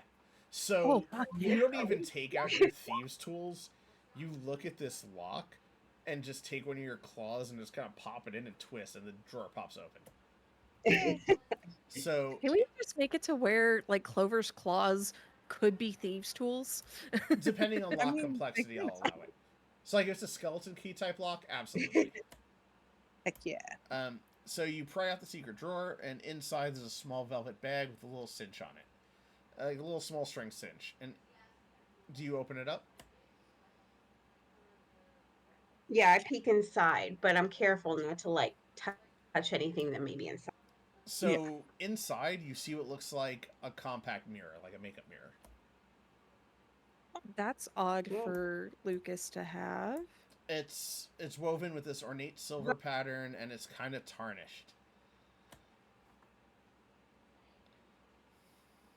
Clover throws it in the bag. Just, seems like it might be important. Could I let me see. Like I know this sounds dumb, but would the Bureau have given us any sort of information on what this grand or great relic is? All you know is it's a philosopher's stone. You could always try to run like a detect magic or arcana or something. I do have detect magic, and I think I have I have a pretty good arcana. Let me give that a shot, at least with the arcana first, because I don't want to burn through spell slots if I That's don't fair. have to. Fuck yeah. Oh yeah. So you see this thing, and you know that mirror is magical. You'd have to pop it open to get a better example, but you know that mirror contains some sort of magic. Okay. Just to be on the safe side, I put on the gloves for the Oh, the artifact gloves, basically. yeah, just in case. Okay. But I'm gonna be like, Clover, let me take a quick look. And I'm Okay, Clover hands it over. I'm gonna like open it up just to see if potentially the Philosopher's Stone is inside this compact. So you open it, and inside it's not your standard reflective mirror. You see a circular disc of emerald that's absolutely flawless. It is a flawless circle of emerald. And it's not reflecting your image, but as you look into it, you actually start to see moving figures inside of it. And as they take form, you get to see clear as day this scene. You see two men sitting on a pretty comfortable looking sofa with a big pit bull splayed out on top of them, and they're looking at this flashing illuminated box on the other side of the room. Suddenly, the image changes, and you're looking at sort of an older woman who's sitting in the driver's seat of some sort of vehicle, and she's listening to the smoothest jazz in a line of other vehicles in front of a building with a sign and a big burger on top of it. You see another image. You see a young woman curled up in like a bay window nook in a dark house. She's watching a heavy snowstorm outside. She's drinking tea, and she looks like she's tinkering with some sort of handheld device with these two glowing panels on it. And then you see another image of a CD bar, where this three-piece rock band is playing to a pretty small crowd, but everyone in the crowd is singing along with every word of their songs. You see another image of an old man who's asleep, and he's wearing what appear to be like earmuffs. He's in a large metal tubular room with these rows of mostly full seats, and there's a loud whirring noise in the room. You see a bundled up woman hiking up a steep hill, and behind her, you see a brightly lit city skyline that's towering over this massive harbor full of boats. And the buildings in this skyline are taller than any you've ever seen before. And like that, every 10 seconds or so, your perspective looking into this mirror just shifts. And it's showing you more and more scenes of this impossible world.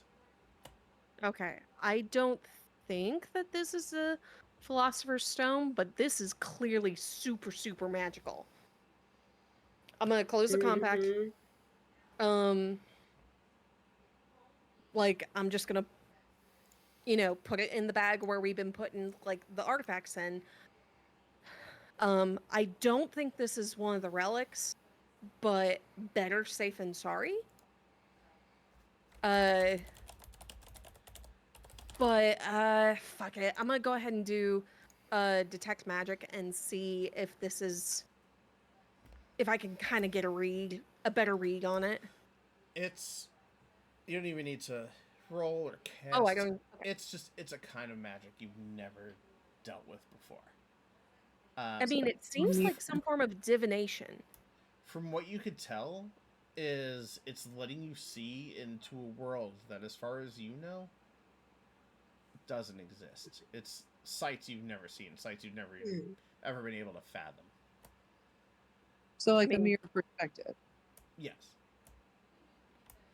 I swear I've heard that in, like, Lord of the Rings or something. However, with that over your pendant here, hey, you guys aren't in my room right now, right? I haven't checked in on you in a while. Of course not, Lucas. Don't be silly. And with that, I actually think this is a good spot to end. I know it's a little awkward, but as it gets farther, it's going to get deeper, and we're already at 10 o'clock. Okay. Yeah, that's fair. So what we do need to talk about is future scheduling, because we haven't touched on July yet in our conversations. No, we have not. For me, July is wide open.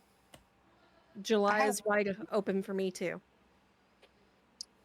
The only night I can't do in July is the 27th, Saturday. Okay, so that rolls out 27. I can't do next Saturday, which I think is, that's the 6th. I already scheduled dinner with my dad because it's a 5-day weekend for me. Oh, nice. I know. Which I only found out about last week, girls. I'd be taking a vacation, but okay. So we could do 13, 20, or 27. So Clover said no to 27. I'm down to do 13 and 20. If you guys want to do back to back. Sure. Yeah, I'm good with that. Yeah, I'm down for that. Okay. So all right. July 13th and July 20th are our next two sessions. We'll probably finish this one on the 20th. This arc. Yeah. Okay. But so sounds good. You guys made it through quite a lot of the Crystal Kingdom today because you really found your way through certain things faster than I expected. Well, I mean, we're pretty bright people. Apparently. Sometimes we have our moments, but we didn't kill the roaches. Yeah. The important thing is you made it through.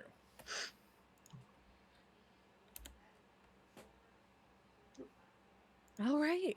Well, hey, that's it sounds like we're doing pretty damn good. You are. I will say some shit goes down in the next session.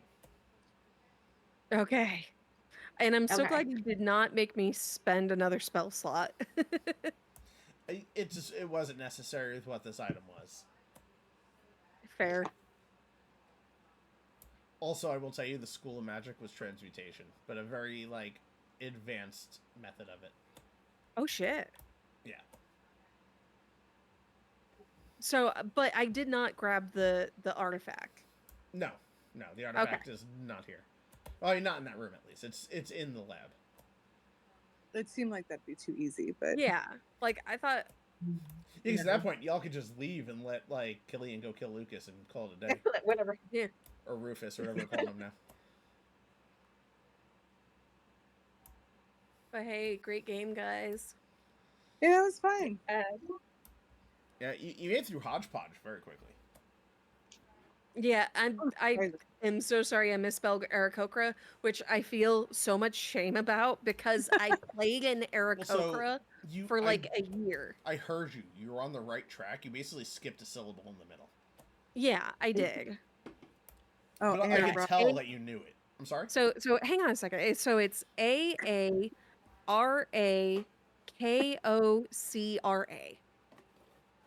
And you missed... So I do know it. My brain went too quick. I think you missed the ARA in the middle, and that's what got you. Yeah, I You got went the to, double A at the ARK, front. basically. Or you went ARA and Yeah. then you went to the K. Yeah. Like I was just off by a syllable. Yeah.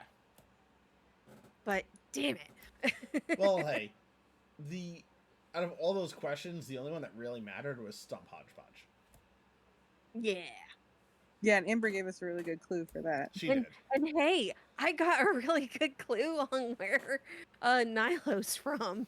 Yeah, that was that was information that you were going to get later, but I couldn't not give you the answer because you would have stumped Hodgepodge otherwise. Yeah.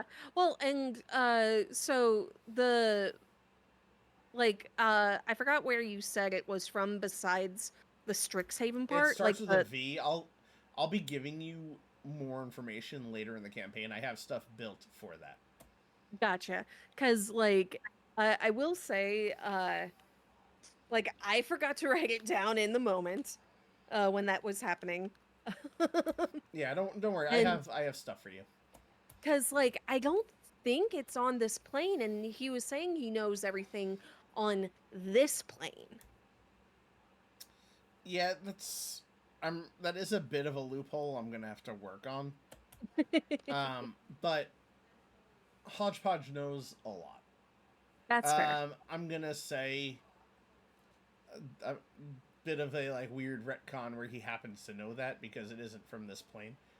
Well, how about this? Because Nilo's guardians or whoever, original parents or whoever, came over, then Hodgepodge knew about it because they came over, and Nilo came over. We'll see, and you'll see later in the story why I don't think that's gonna work, but It's fair. I just figured, hey, this would be a great loophole for that loophole. yeah. I'll find a way to still make it work because I have stuff that's gonna kind of shake up all three of your stories within the That would be amazing. next. And I know it sounds like a lot. I'll say within the next 3 arcs. But that Okay. said, we are about halfway done with the campaign now. Holy shit! I can't believe it. Yeah, It went by fast. but everything gets much more story and even emotionally heavy from this point on. Ooh. I'm really excited for this. Me too, because Zio has the emotional range of a teaspoon, so that should be really interesting. Oh, don't worry. I have just the thing that's gonna shake Zio to her fucking core. Oh, Holy shit. Ah. Because of that, like, I feel like Zio's the most emotionally detached. I've got a big thing for Zio. I've You got know what? Maybe this is what Zio originally Zio's was. actually a goblin plushie. Or at least a gobbo. I like goblin plushie. Yeah. But actually, watching Scott play Bardur's Gate or whatever, I've decided the next campaign we do, I want to be a barbarian, y'all. Okay, seriously, barbarians are a lot of fun. Oh my god, they It really are. looks so cool. Like, It's actually, a maybe lot I'll of do that fun. for the Baldur's Gate thingy. Like, I whenever will we start say- streaming that. In Baldur's Gate, barbarians actually feel a little better than they do in D&D, because at least if you're going the throw style, you don't realize how good improvised weapons are in D&D. You always just want to focus on a good weapon like +1, +2. But in Mhm. Baldur's Gate, you could do tavern brawler builds around throwing things. I had a playthrough on PS5 where my weapon was other people. I would use enemies as weapons. That was what I was like, I want to do this. Yeah, so we'd have to Lupin find a way Me for from you the to. other room. Like, Well, we'd have to find a way for you in fiction in D&D to reach like a 21 strength score. so that I can Um, throw people. Yeah, so we'd have That to would put be all your amazing. ASI into it and then get a good bonus item that gave you a strength magic bonus. I'm on board with that. If nothing else, I'll just Yeah. do it whenever, because we're gonna do like the streaming Baldur's Gate thing too. Yeah. So I can always do it in that too. Which, I'm so happy my new machine runs it on ultra everything. Yeah, I'm gonna get that and try it out this next weekend. Because I'm pretty sure it's my next paycheck that I can afford it. Otherwise, Yeah. I'm gonna. And that 20% sale is a good time to get it. Oh Yeah. yeah, for sure. Like, Is that only on Steam? yes. Cool. Okay. Yeah, and I mean, I'll tell anyone that game is worth more than full price. Like, between Amber and I, there's been at least like 8 complete playthroughs, not to mention all the started ones. Yeah, I Oh, would have got it yeah. sooner, but like currently every 3 weeks I'm dropping about $300 on getting my eyes lasered because they don't work correctly anymore. Oh damn, you're getting Oh, LASIK? no. No, it's called IPL, so like literally a laser over my eyelids and underneath, and then they scrape the inside of my eyes, and it's really horrific and awful. But Oh Jesus. I can see. Oh. So I got a message from Amber that I just saw now, even though she sent it a few minutes ago, for me to show you the dog because he's in here. Oh, yes, Where let's is he? see the I'm not Buddhist aiming the queen. camera at him. Hey Bentley. Where are you, buddy? I see your butt. Aw. Oh, hello, buddy. Oh my Yeah. god, that face. He looks like he has a great smushy face. Oh, he does. He's like 90% wrinkled. I just want to like boy. cuddle that face. He looks Yeah. like he's such a sweet boy. He's such a good boy. I'm stuck on an ad. I Damn wish it. he didn't hate other people. That's fair. Because, But, I mean, that's a totally valid thing. yeah, Honestly, but I Right? support like that, we you can't. know, like, It's hard to have people over because we have to lock him in the bedroom basically. Oh, poor buddy. He will jump on people and throw all 90 pounds of his weight with no regard for his own well-being into your gut. Oh no. Yeah, it's like a cannonball. my friend Amber has a dog like that. Actually, yeah, I have a friend named Amber Toledo, so it's not your Amber, but my Amber, named Willow, who I adore Willow. She's absolutely adorable, but she's the same like cannonball style. Luckily, she's probably half the size of Bentley, so it doesn't like Oh, kill damn. you. But like she has like no dexterity and full Oh, strength. neither does he. Like- So, and I feel bad because this is part of his age. He's a pretty old dog now. But, like, he goes to run up the stairs and he just falls. Oh, Luckily, it's our house is only 1 story, so it's just when he's got to come in up the porch steps. It's like Oh, me no. laughing at Zeppelin hitting the door for like a week and then being like, Before oh you realize shit, your wait. cat might be blind. Yeah. I understand, though. Because at first it was really funny. And, Because it's early shot in the him for the morning. thing. So. But, yeah. I hope everyone had a good time tonight. I know it was a bit of a different pacing because of the way this arc runs. Oh yeah. But it was really good. Yeah, that was Good. fun. And It was And in case I forget next session, to tell y'all what Nilo's special gifts to like Zio and Clover are. I forgot too because I had those too. Oh yeah. Yeah, the gifts.